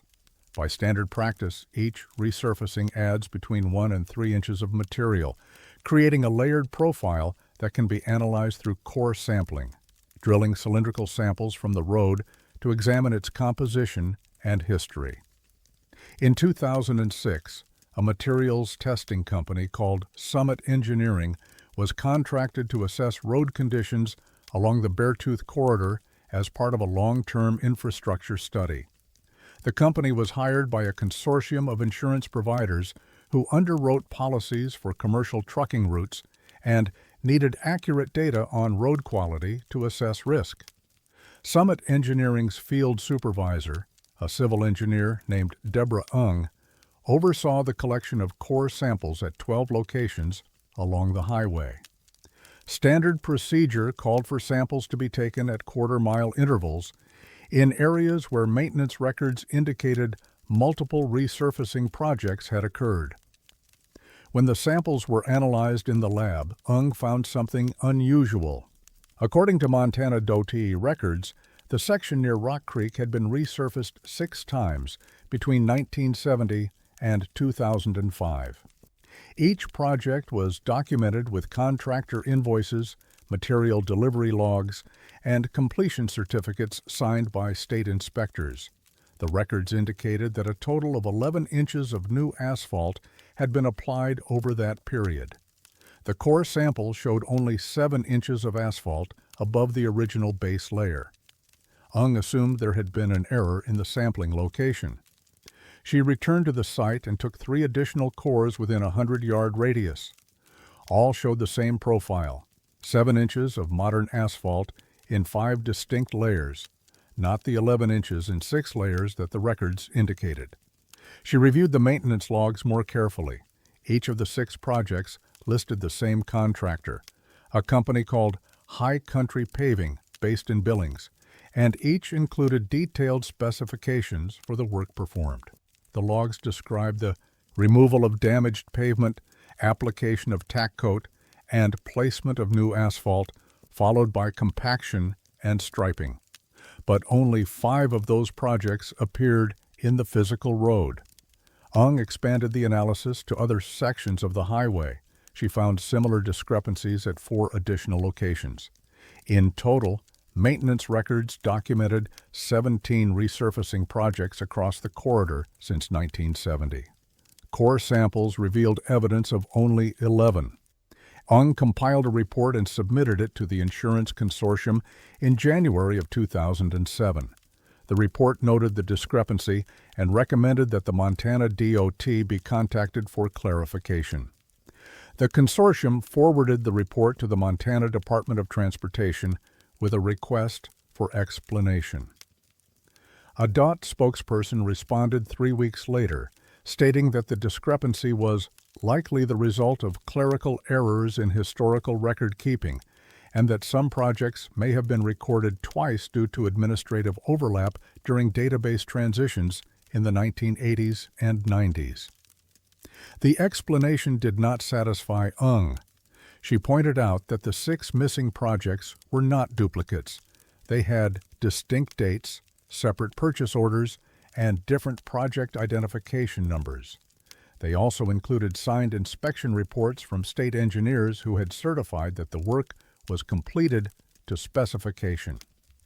The DOT did not respond to her follow-up inquiry.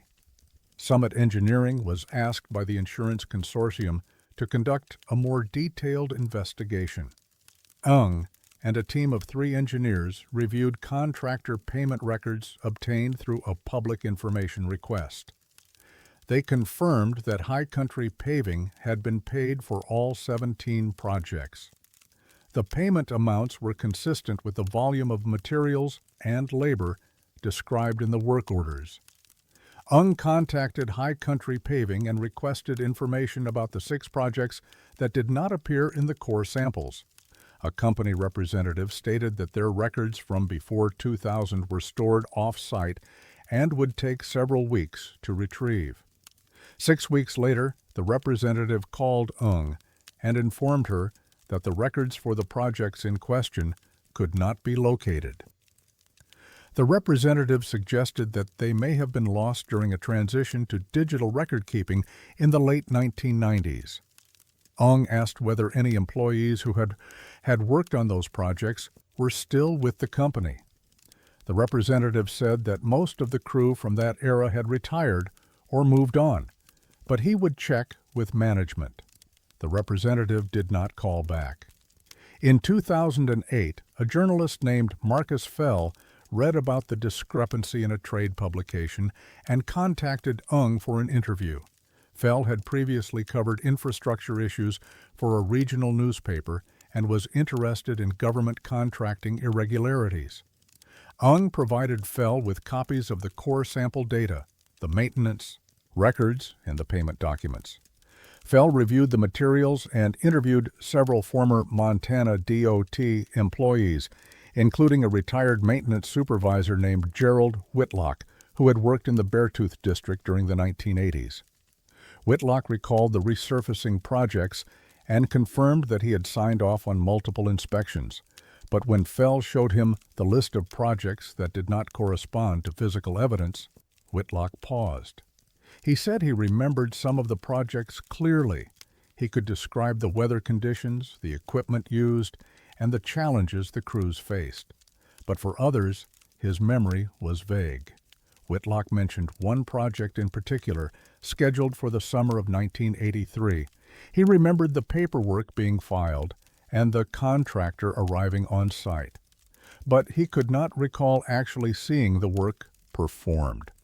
He assumed he had been assigned to a different section of road that week and that another inspector had handled the final certification. Fell checked the inspection report for that project. It was signed by Whitlock. Whitlock could not explain the signature. He said it looked like his handwriting, but he had no memory of inspecting the work. Fell attempted to contact other inspectors listed on the missing projects. 2 had passed away. 1 could not be located. The 4th, a man named Vernon Casper, agreed to an interview but became evasive when asked about specific projects.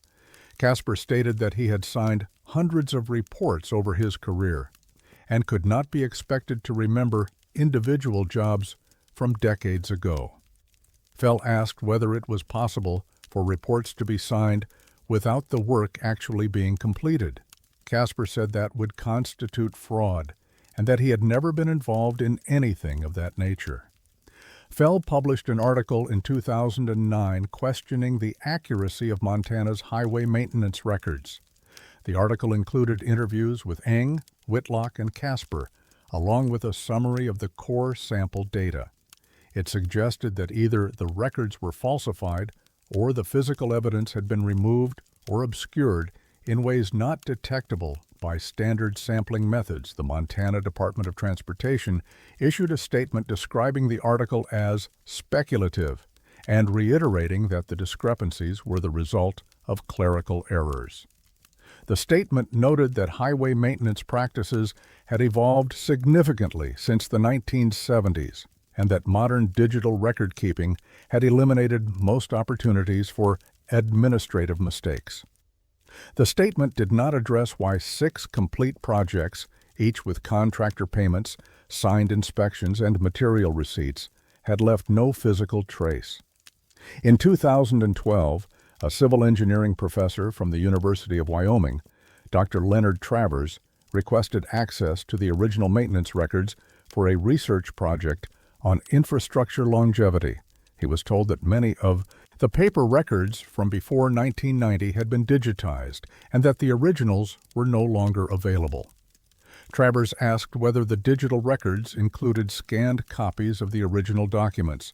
He was informed that only summary data had been entered into the digital system and that detailed project files were not retained. Travers submitted a Freedom of Information Act request for contractor payment records related to the Beartooth Highway.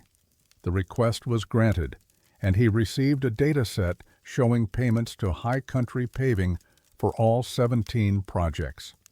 He cross-referenced the payment dates with weather records, looking for patterns that might explain why some projects left no physical evidence. He found no correlation, projects that were documented in the asphalt and projects that were not both occurred across a range of weather conditions and seasons. Travers attempted to contact High Country Paving. The company had closed in 2010. Its assets had been sold to a larger contractor based in Denver. The new owner stated that they had not retained records from the previous company. Travers included a brief mention of the Beartooth discrepancy in a paper on highway maintenance practices published in 2014. The paper was peer-reviewed and accepted, but the section on the Beartooth Highway was edited to remove specific references to missing projects and replaced with a more general statement about challenges in reconciling historical records with physical evidence. The Beartooth Highway continues to be maintained. Resurfacing projects are conducted on schedule, the records are filed, the payments are made, and somewhere beneath the asphalt, there are layers that exist only on paper, projects completed, inspected, and certified, leaving no mark on the road they were meant to repair.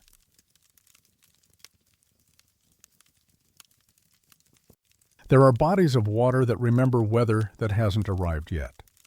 Beauty Lake sits at 9,100 feet in a glacial cirque on the eastern edge of the Absaroka Beartooth Wilderness, accessible only by a 7-mile trail that climbs through subalpine forest and Krumholtz before breaking into open tundra. The lake is small, roughly 4 acres, and deep, fed by snowmelt and a series of underground springs that keep its waters cold even in August. The surrounding peaks rise another 1,000 feet, creating a natural amphitheater that shields the basin from prevailing winds. It is a place visited primarily by backpackers seeking solitude and photographers drawn by the dramatic alpine scenery. The lake's name appears on Forest Service maps, but carries no historical designation or indigenous place name in accessible records. It is simply marked, documented, and largely ignored, except by those who make the effort to reach it. Those who do sometimes notice that the water shows them something it should not. The phenomenon was first documented in 1991 by a meteorology student from the University of Montana named Brian Kowalski. Kowalski was conducting research on microclimate variations in alpine basins and had established a temporary weather station near Beauty Lake to collect atmospheric data over a 2-week period. On the morning of July 18th, Kowalski photographed the lake as part of his routine documentation. The sky was clear, visibility extended for miles. But when he reviewed the photograph later that afternoon, he noticed something unusual in the lake's reflection. The image showed clouds. Not the wispy cirrus clouds that occasionally streak the high-altitude sky, but dense cumulonimbus formations, dark towering structures typical of afternoon thunderstorms.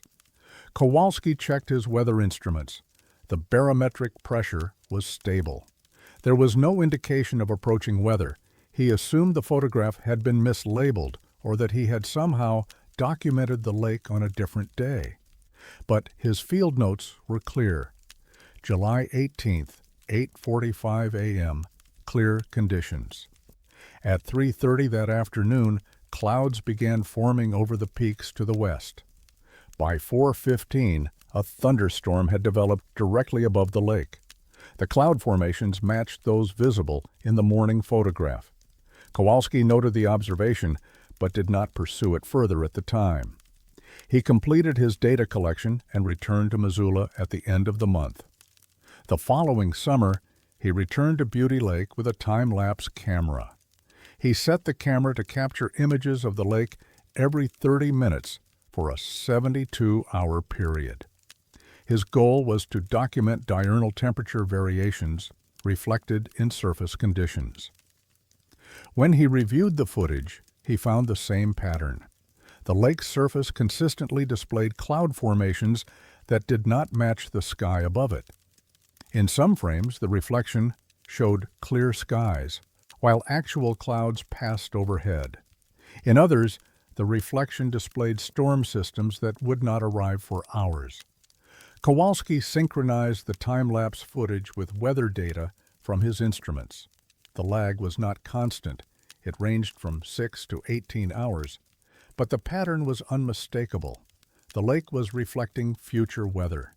He shared his findings with his academic advisor, Dr. Patricia Delgado, who reviewed the footage and suggested that atmospheric refraction, or unusual light diffusion, might be creating the effect. Kowalski countered that refraction would distort the reflection, not temporarily displace it. Delgado recommended that Kowalski conduct additional tests to rule out equipment malfunction or observer bias. Kowalski agreed but was unable to return to the site for another year due to academic obligations. In 1994, a wilderness photographer named Samuel Kirby spent 3 days camped at Beauty Lake. Kirby specialized in landscape photography and had heard about the location from a hiking forum. He arrived during a period of unstable weather. Scattered thunderstorms were forecast for the region throughout the week. On the afternoon of his second day, Kirby set up his camera to photograph the lake during what he expected to be a passing storm. The sky was overcast and light rain had begun to fall, but when he looked through his viewfinder, the lake's reflection showed clear blue skies. Kirby assumed the wind was creating ripples that disrupted the reflection, but the water was calm. There were no ripples. The reflection was sharp and detailed, a perfect mirror of a sky that was not there. He took several photographs and noted the time, 2:20 p.m. At 6:30 that evening, the clouds cleared. The sky became the same vivid blue that the lake had reflected 4 hours earlier. Kirby mentioned the experience in a blog post about his trip. The post attracted a handful of comments, including one from Kowalski, who reached out to Kirby via email. The two compared notes and photographs. The pattern was consistent. Kowalski drafted a paper describing the phenomenon and submitted it to an atmospheric science journal in 1995. The paper detailed his observations, included time-lapse footage analysis, and proposed that an unknown mechanism, possibly related to the lake's depth, mineral content, or the surrounding topography, was causing the temporal displacement. The paper was rejected. Reviewers stated that the phenomenon, if real, would require a revision of fundamental principles regarding light propagation and reflection, and that the evidence provided was insufficient to support such extraordinary claims.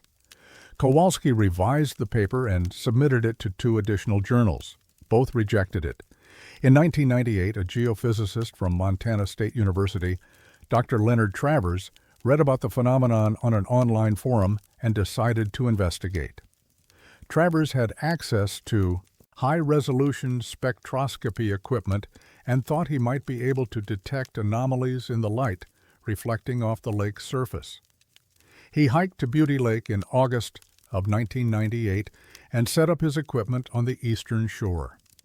Over the course of 2 days, he collected spectroscopic data from the lake's reflection and compared it to data collected directly from the sky. The light wavelengths matched. There was no spectral anomaly. The reflection was physically accurate. It was simply showing the wrong sky. Travers also measured the lake's temperature, pH, and mineral content. All values were within normal ranges for alpine lakes. He used sonar to map the lake's depth and found that it reached a maximum of 83 feet near the center, deeper than most glacial tarns of comparable size, but not extraordinary. Travers could find no physical explanation for the phenomenon. He wrote a brief report summarizing his findings and submitted it to his department chair. The chair reviewed it and suggested that Travers focus on more conventional research topics. Travers did not publish the report. He retired from the university in 2007 and declined to discuss the Beauty Lake observations in subsequent interviews. In 2003, a documentary filmmaker named Angela Ferris was producing a series on unexplained natural phenomena in the Rocky Mountains. She contacted Kowalski and Kirby and arranged to visit Beauty Lake with a film crew. The crew spent 4 days at the site in September of 2003. They documented the lake under various weather conditions and captured multiple instances of the temporal displacement effect. In one particularly striking sequence, the lake reflected a sunset with vivid orange and red hues, while the actual sky remained overcast and gray. 3 hours later, the clouds cleared and the sunset matched the lake's earlier reflection. Ferris included the footage in her documentary, which aired on a regional television network in 2004. The segment generated interest from viewers, several of whom reported visiting the lake and observing the same phenomenon. But no scientific institution followed up. The National Weather Service stated that they had no data on the site and that atmospheric conditions in alpine regions were complex and not fully understood. The United States Geological Survey confirmed that Beauty Lake was a natural feature, but had not been the subject of any specialized studies. In 2009, a physics professor from the University of Wyoming, Dr. Raymond Casper, attempted to secure funding to study the lake using satellite imagery and remote sensing technology. His grant application was declined. The review panel noted that the proposed research lacked a clear theoretical framework and that the phenomenon, if real, was more likely explained by observational error than by any genuine temporal anomaly. Casper did not reapply. The lake is still there. Hikers still visit. Some notice the reflections, most do not. And on clear mornings, when the air is still and the water is calm, Beauty Lake continues to show clouds that have not yet formed, storms that have not yet arrived, and skies that exist only in the hours to come. No one has explained how. No one has explained why. And in the archives of the University of Montana, there is a box labeled Kowalski Field Data, Beauty Lake Anomaly. The box contains time-lapse footage, spectroscopic readings, and weather logs spanning 3 summers. It has not been opened in over a decade.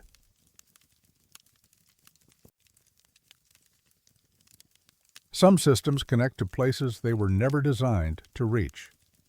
The Beartooth Highway Emergency Callbox Network was installed in 1972 as part of a federal highway safety initiative. 7 bright orange boxes were mounted at strategic intervals along the 68-mile route, each containing a simple telephone hardwired directly to Montana Highway Patrol Dispatch in Red Lodge. The technology was analog. No switches, no relays, just copper wire running through conduit buried alongside the highway. The system was designed to be fail-safe. Lifting the handset automatically triggered a signal at dispatch, identifying which box had been activated. The caller would hear a tone, then a dispatcher's voice. Help could be summoned even if the caller said nothing at all. For over 2 decades, the system functioned as intended. Travelers used the phones to report accidents, mechanical failures, and medical emergencies. Dispatch logs from the 1970s and 80s show hundreds of successful calls with response times averaging under 30 minutes. But in the mid-1990s, something changed. The first documented anomaly occurred on June 12, 1995. A family from Iowa, Robert and Janet Holloway, traveling with their teenage son, experienced a flat tire near mile marker 43.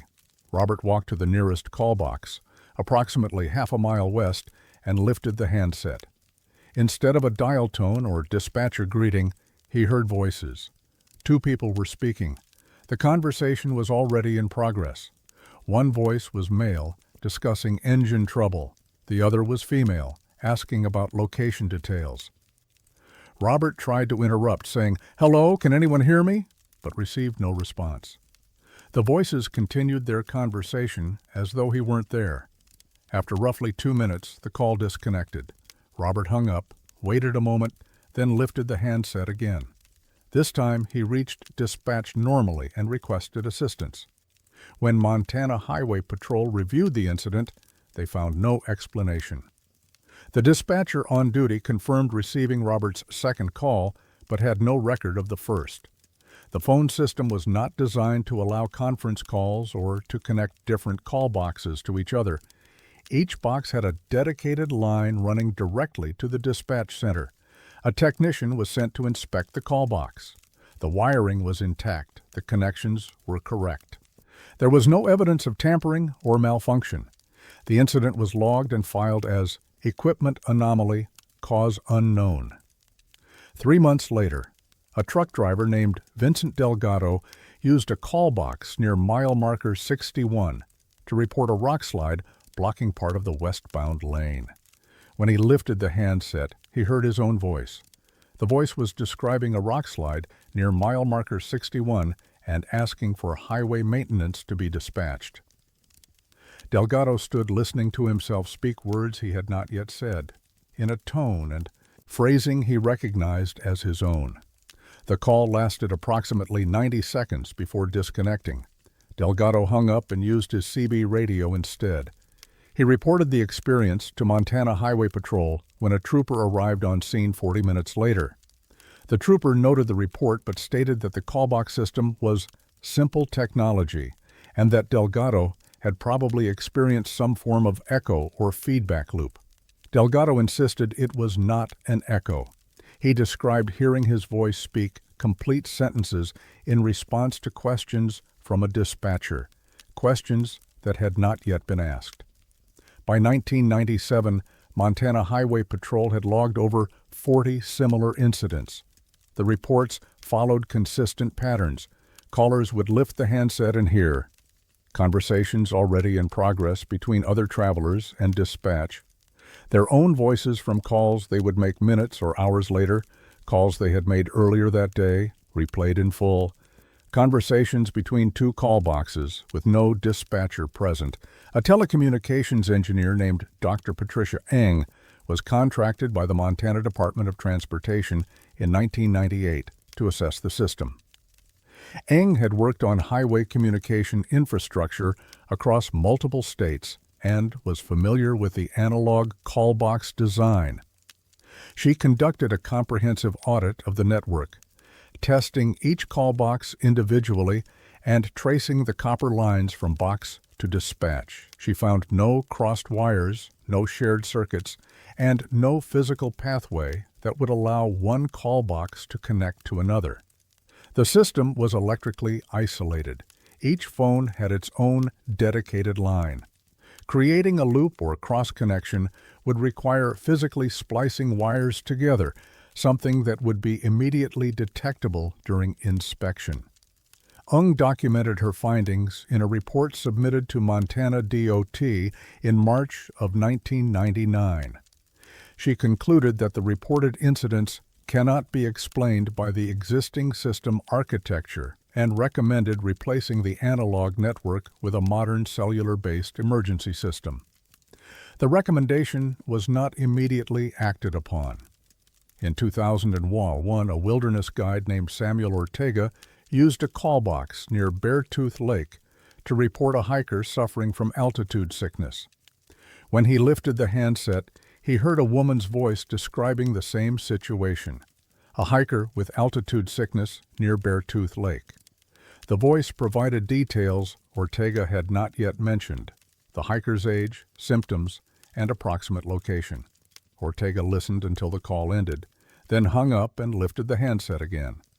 This time he reached dispatch and provided the same information he had just heard himself give. The dispatcher confirmed receiving one call from that location. There was no record of a prior call. Ortega later told a journalist that the experience had been like listening to a recording of something I was about to do. By 2002, The Montana Highway Patrol service logs showed over 200 documented circular call incidents. The term had been adopted by dispatchers to describe calls where the system appeared to be connecting to itself rather than to the dispatch center. An internal memo from 2003, obtained through a public records request, acknowledged that the phenomenon was unexplained and recurring, but noted that the system was scheduled for replacement within 2 fiscal years and that additional investigation was not cost-effective. The memo also referenced a consultation with a telecommunications specialist from a university in Colorado, though the specialist's name and report were redacted from the released document. In 2004, funding was allocated to replace the callbox system with cellular emergency towers.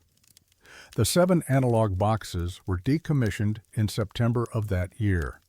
A Montana DOT crew removed the phones, the mounting hardware, and the orange enclosures.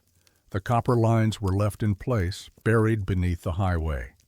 Between 1995 and 2004, Montana Highway Patrol logged 473 circular call incidents. The calls varied in content, but the pattern was consistent. The system was connecting to itself across time or location in ways that should not have been possible. No technical explanation was ever provided. No follow-up study was conducted. The analog system was replaced and the incident stopped. But several former dispatchers and highway patrol officers have mentioned, in off-record conversations, that the phenomenon was more disturbing than the official logs indicated. One retired dispatcher, speaking on condition of anonymity in 2012, stated that she had received calls where the traveler described events that had not yet occurred, accidents that would happen hours later, weather that had not yet arrived. She said she learned to recognize the circular calls by a specific quality in the audio, a faint static underlying the voices, like interference from a distant signal. Another former trooper mentioned that in the final year before decommissioning, some calls included conversations between call boxes that were too far apart to have any physical connection. Boxes at opposite ends of the 68-mile route, somehow linked in real-time discussions between travelers who had never met. The Montana Department of Transportation declined to comment on these accounts when contacted by researchers in 2015. The cellular emergency system installed in 2004 has functioned normally. There have been no reports of anomalous connections or temporal loops. But the copper wires are still there, running beneath the asphalt, connecting 7 empty locations where orange boxes once stood. And in the Montana Highway Patrol archives, there is a filing cabinet labeled Beartooth Callbox Incidents, 1995-2. 1004. The cabinet contains transcripts, service logs, and incident reports documenting 9 years of calls that went nowhere and everywhere at once. The cabinet has been sealed since 2006. Access requires supervisor approval. No one has requested it.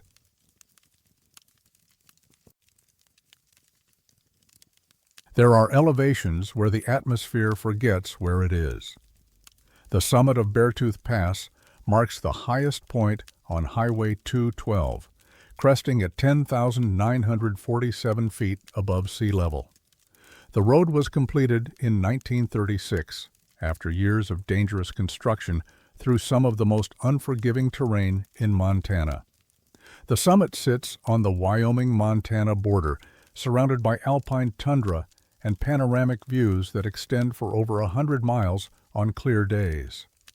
In 1983, the National Oceanic and Atmospheric Administration installed an automated weather station at the summit as part of a network monitoring high-altitude atmospheric conditions across the Rocky Mountains. The station was equipped with instruments to measure temperature, wind speed, precipitation, and barometric pressure. Data was transmitted via satellite link to NOAA's Regional Climate Center in Boulder, Colorado. The equipment was standard, the installation was routine, but the data it began transmitting was not.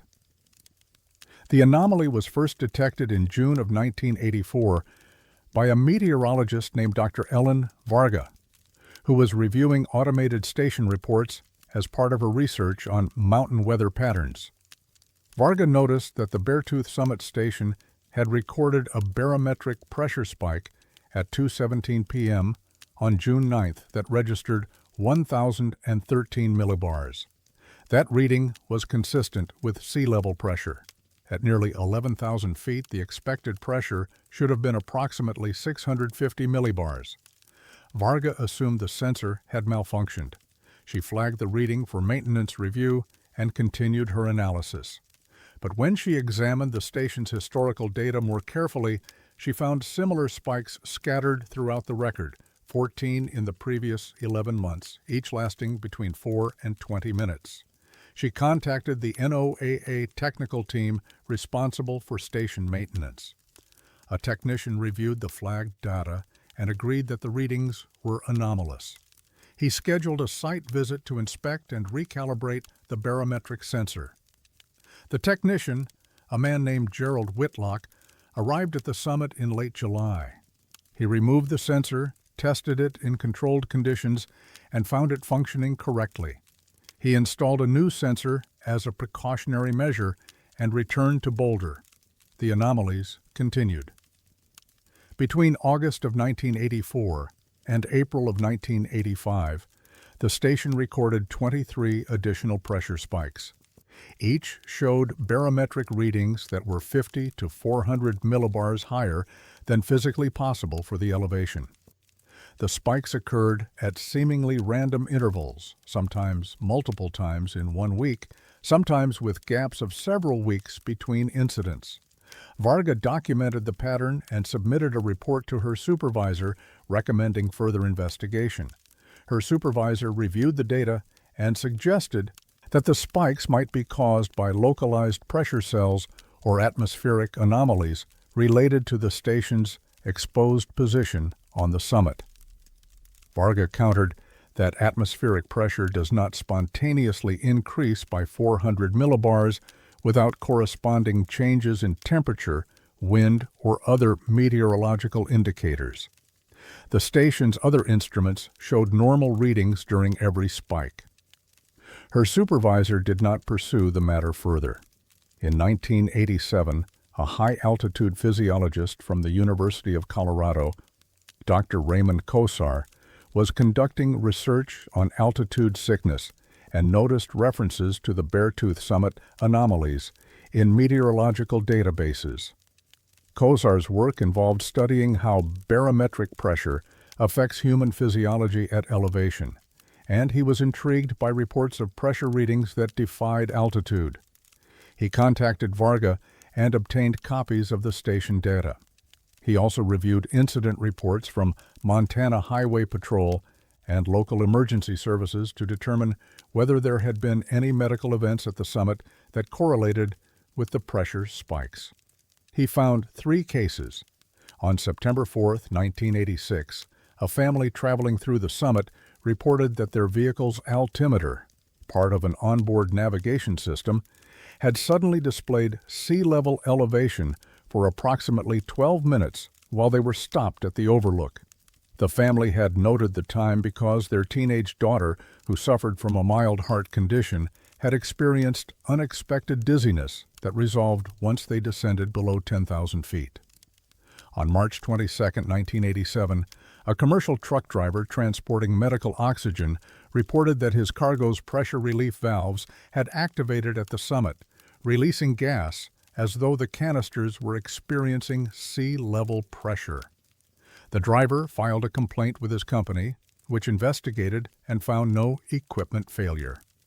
On July 9, 1987, a wilderness medical technician training group conducting altitude exercises at the summit noted that their portable oxygen concentrators, devices that adjust output based on ambient pressure, had malfunctioned simultaneously. All 3 units had begun delivering oxygen at rates appropriate for sea level rather than high altitude. The malfunction lasted approximately 15 minutes, then corrected itself. COSAR requested the exact times of these incidents and cross-referenced them with the NOAA weather station data. All three events occurred during documented pressure spikes. He submitted a paper to a medical journal in 1988 describing the correlation and suggesting that an unknown atmospheric phenomenon at the Beartooth summit was creating transient pressure inversions that could affect both instruments and human physiology. The paper included recommendations for monitoring the site more closely and for warning travelers with altitude-sensitive medical conditions. The paper was rejected. Reviewers stated that the sample size was too small and that the pressure readings were more likely the result of sensor error than any genuine atmospheric anomaly. COSAR revised the paper and submitted it to a geophysics journal. It was rejected again. In 1992, NOAA replaced the Beartooth Summit weather station entirely. The old equipment was removed and a new, state-of-the-art automated system was installed with redundant sensors and enhanced diagnostic capabilities. The pressure anomalies continued. The new station recorded its first spike on August 3, 1992, a reading of 987 millibars at an elevation where 650 was expected. Over the next decade, the station logged an average of 18 anomalous readings per year. NOAA conducted multiple equipment inspections. Each time, the sensors were found to be functioning correctly. On 2 occasions, technicians installed secondary barometric sensors to verify the readings. Both primary and secondary sensors showed identical spikes. In 2001, a graduate student in atmospheric physics named Marcus Aldridge requested access to the Beartooth Station data for his thesis on high-altitude weather patterns. He analyzed 15 years of records and noted that the pressure spikes did not correlate with any known meteorological phenomena. They did not occur during storms. They did not align with jet stream positions. They did not correspond to temperature inversions or wind shear events. They appeared to be entirely independent of surrounding weather conditions. Aldridge proposed that the summit might be experiencing transient geophysical effects, possibly related to subsurface geological activity or unusual gravitational variations. He submitted a research proposal to study the site using gravimetric and seismic monitoring equipment. The proposal was declined. The review committee stated that the hypothesis was not supported by established geophysical principles and that funding could not be allocated for speculative research. Aldridge completed his thesis using data from other stations. He graduated in 2003 and took a position with a private weather forecasting company. He has not returned to the subject. In 2009, a journalist named Angela Ferris contacted NOAA to inquire about the Beartooth Summit Station for an article on unusual weather monitoring sites. She was told that the station was operational and that its data was publicly available. When she reviewed the data, she found that pressure spikes were still being recorded. 41 documented incidents between 2000 and 2009. Ferris requested an interview with a NOAA scientist to discuss the anomalies. Her request was forwarded to the agency's Public Affairs Office, which issued a statement describing the pressure readings as occasional sensor artifacts that do not affect the overall reliability of the station's data.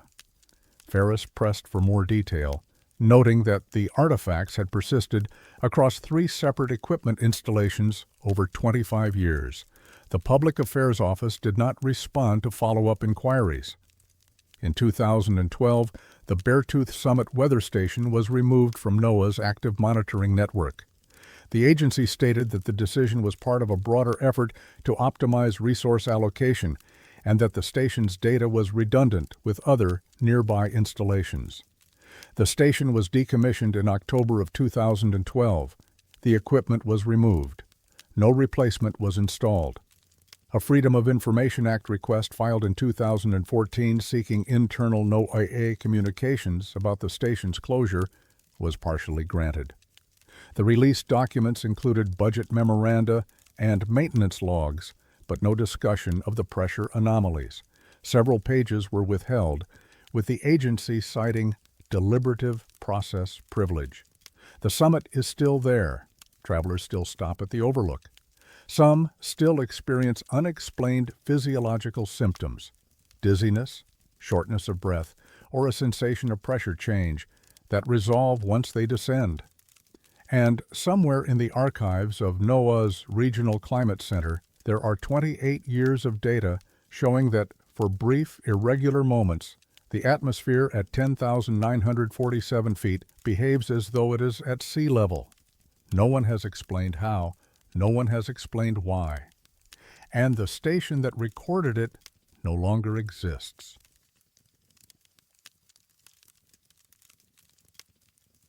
Some work crews finish their jobs and vanish as though they were never there. The eastern approach to Beartooth Pass climbs through a series of tight switchbacks that gain elevation rapidly as the road transitions from valley floor to alpine plateau. The section near Cook City, Montana, a former mining town with a permanent population of fewer than 100 residents, is particularly vulnerable to rockslides and pavement degradation. The Montana Department of Transportation schedules regular maintenance along this stretch, typically during the brief summer window when the pass is fully accessible. In the summer of 1995, residents of Cook City noticed a construction crew working on the road just west of town. The crew appeared in early July and remained for approximately 2 weeks. They operated standard highway maintenance equipment, a roller compactor, an asphalt distributor truck, and several smaller vehicles. They wore orange safety vests and hard hats. They worked daylight hours, roughly 7 a.m. to 5 p.m., and were seen by dozens of locals and tourists passing through the area. No one thought much of it at the time. Road work was common. The crew kept to themselves. The work appeared professional. But when Montana DOT was contacted about the project months later, they had no record of it. The first mention of the crew appeared in the Cook City Tribune, a small weekly newspaper that covered local events and tourism news. The July 13, 1995 edition included a brief notice. Highway repair work continues on Route 212 west of town. Motorists should expect delays of up to 15 minutes during daytime hours. The July 20th edition included a follow-up. Road crew completes paving project near Coulter Pass. Montana DOT contractors have finished resurfacing work and equipment has been removed. The articles were routine. They included no byline and no direct quotes, but they provided specific details. The crew was identified as working under contract with Montana DOT. The project involved resurfacing approximately 1 mile of roadway, and the work was expected to improve drainage and reduce frost heave damage.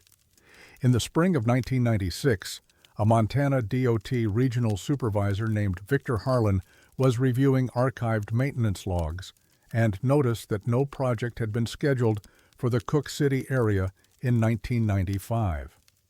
The records showed routine inspections, but no resurfacing work. Harlan assumed there had been an administrative error, a project completed but not properly documented. He contacted the Cook City District Office to request copies of work orders and contractor invoices. The district office had no records. Harlan obtained copies of the Tribune articles and contacted the newspaper's editor, a woman named Margaret Sorensen. Sorensen confirmed that the articles had been published and stated that they were based on observations by local residents and a brief conversation she had with one of the crew members during a site visit. Harlan asked for the contractor's name. Sorensen checked her notes and provided it. Mountain States Road Services, based in Billings. Harlan searched Montana's business registries. No company by that name existed. He expanded his search to include Wyoming and Idaho. No matches. He contacted Sorensen again and asked whether she had any documentation, business cards, work orders, permit postings that might help identify the crew. Sorensen said she had not kept any records beyond her brief notes, which mentioned only the company name and the foreman's first name, Dale. Harlan filed a report with Montana DOT headquarters in Helena, describing the situation as a possible case of unlicensed contractors performing work without permits. The report recommended investigation and potential legal action. The response came 3 weeks later. Montana DOT stated that without contractor information, vehicle registrations, or material receipts, there was insufficient evidence to pursue the matter. The case was closed, but Harlan was not satisfied. He traveled to Cook City in August of 1996 and interviewed residents who had seen the crew. 7 people remembered the workers clearly. All described the same details: 8 men, standard highway equipment, professional demeanor. Several mentioned that the crew had been polite but quiet, rarely engaging in conversation with locals. One resident, a motel owner named Catherine Briggs, recalled a brief interaction with one of the workers. The man had stopped at her motel to ask about lodging rates, but ultimately decided not to stay. Briggs described him as well-spoken but old-fashioned, like he was from a different generation. She noted that he used phrases like "I reckon" and "much obliged" in ways that felt unusual for someone working a modern construction job. Another resident, a retired school teacher named Thomas Ridgway, mentioned that he had overheard 2 crew members talking near their equipment one afternoon. He said their speech had struck him as odd, not accented exactly, but formal and clipped, like they were reading from a script or speaking a language they'd learned from books. Harlan documented these accounts but could not identify the crew or the company. He submitted a follow-up report to Montana DOT. The response was the same: insufficient evidence to proceed. In 2003, a linguist from the University of Montana named Yolanda Herrera was conducting research on regional speech patterns in the Rocky Mountains. She came across Harlan's reports while reviewing archived materials related to Montana's rural communities. Herrera was intrigued by the descriptions of the crew's speech. She contacted Ridgway, who was still living in Cook City, and asked him to describe what he had heard in as much detail as possible. Ridgway recalled several phrases. "We'll have this stretch sorted directly." "No." "Need for concern, the work is sound," and "we're nearly through with the business here." He also remembered that the workers had used the word motor car instead of car or vehicle at least once. Herrera analyzed the phrasing and identified patterns consistent with American English from the 1940s and 50s, a period when certain formal constructions and vocabulary choices were more common in working-class speech. She noted that the language was not simply old-fashioned, but specifically matched the cadence and word choice documented in oral histories from that era. Herrera attempted to publish her findings in a sociolinguistics journal, but her paper was rejected. Reviewers stated that the sample size was too small and that the observations were anecdotal and lacking in rigorous phonetic analysis. In 2007, a journalist named Angela Ferris was researching a feature on small-town mysteries in Montana. She learned about the Cook City construction crew and decided to investigate. She reviewed the Tribune articles, Harlan's reports, and Herrera's linguistic analysis. Ferris also discovered something Harlan had not: photographs.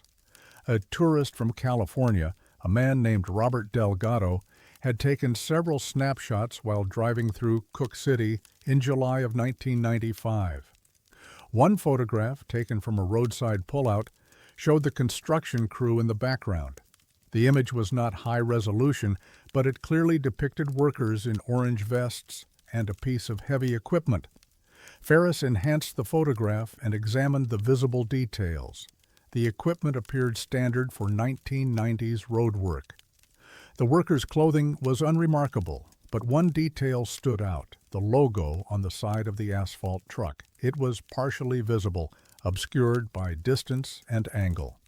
Ferris consulted with graphic designers and equipment specialists to determine whether the logo matched any known contractor or equipment manufacturer. No match was found. The logo did not correspond to any company in Montana DOT's contractor database. It did not match any equipment manufacturer operating in the 1990s. Ferris published her article in 2008 in a regional magazine. The article included interviews with Harlan, Ridgway, and Herrera, along with reproductions of the Tribune articles and Delgado's photograph. She concluded by noting that the crew had completed professional quality work, interacted with locals, and then vanished without leaving any official trace. The article generated modest interest but no new leads. Montana DOT declined to comment. The Tribune had no additional records. The crew was never identified. In 2015, a highway maintenance supervisor conducting a routine inspection of the road near Cook City noticed something unusual. A section of pavement approximately 1 mile west of town showed significantly less wear than the surrounding road. Core samples were taken to assess the asphalt's composition and age. The lab analysis indicated that the section had been resurfaced approximately 20 years earlier, consistent with work performed in the mid-1990s. The asphalt composition matched standards used during that period. The work quality was described as excellent and consistent with professional installation, but there was no record of the project. No permits, no invoices, no contractor name. The maintenance supervisor filed a report noting the discrepancy. The report was archived. The road is still there. The pavement remains in good condition. Travelers pass through Cook City daily, many unaware that a mile of the highway they drive on was resurfaced by a crew that officially never existed. And in the archives of the Cook City Tribune, there are 2 brief articles from the summer of 1995, mentioning a company that has no history and workers who spoke like men from another time.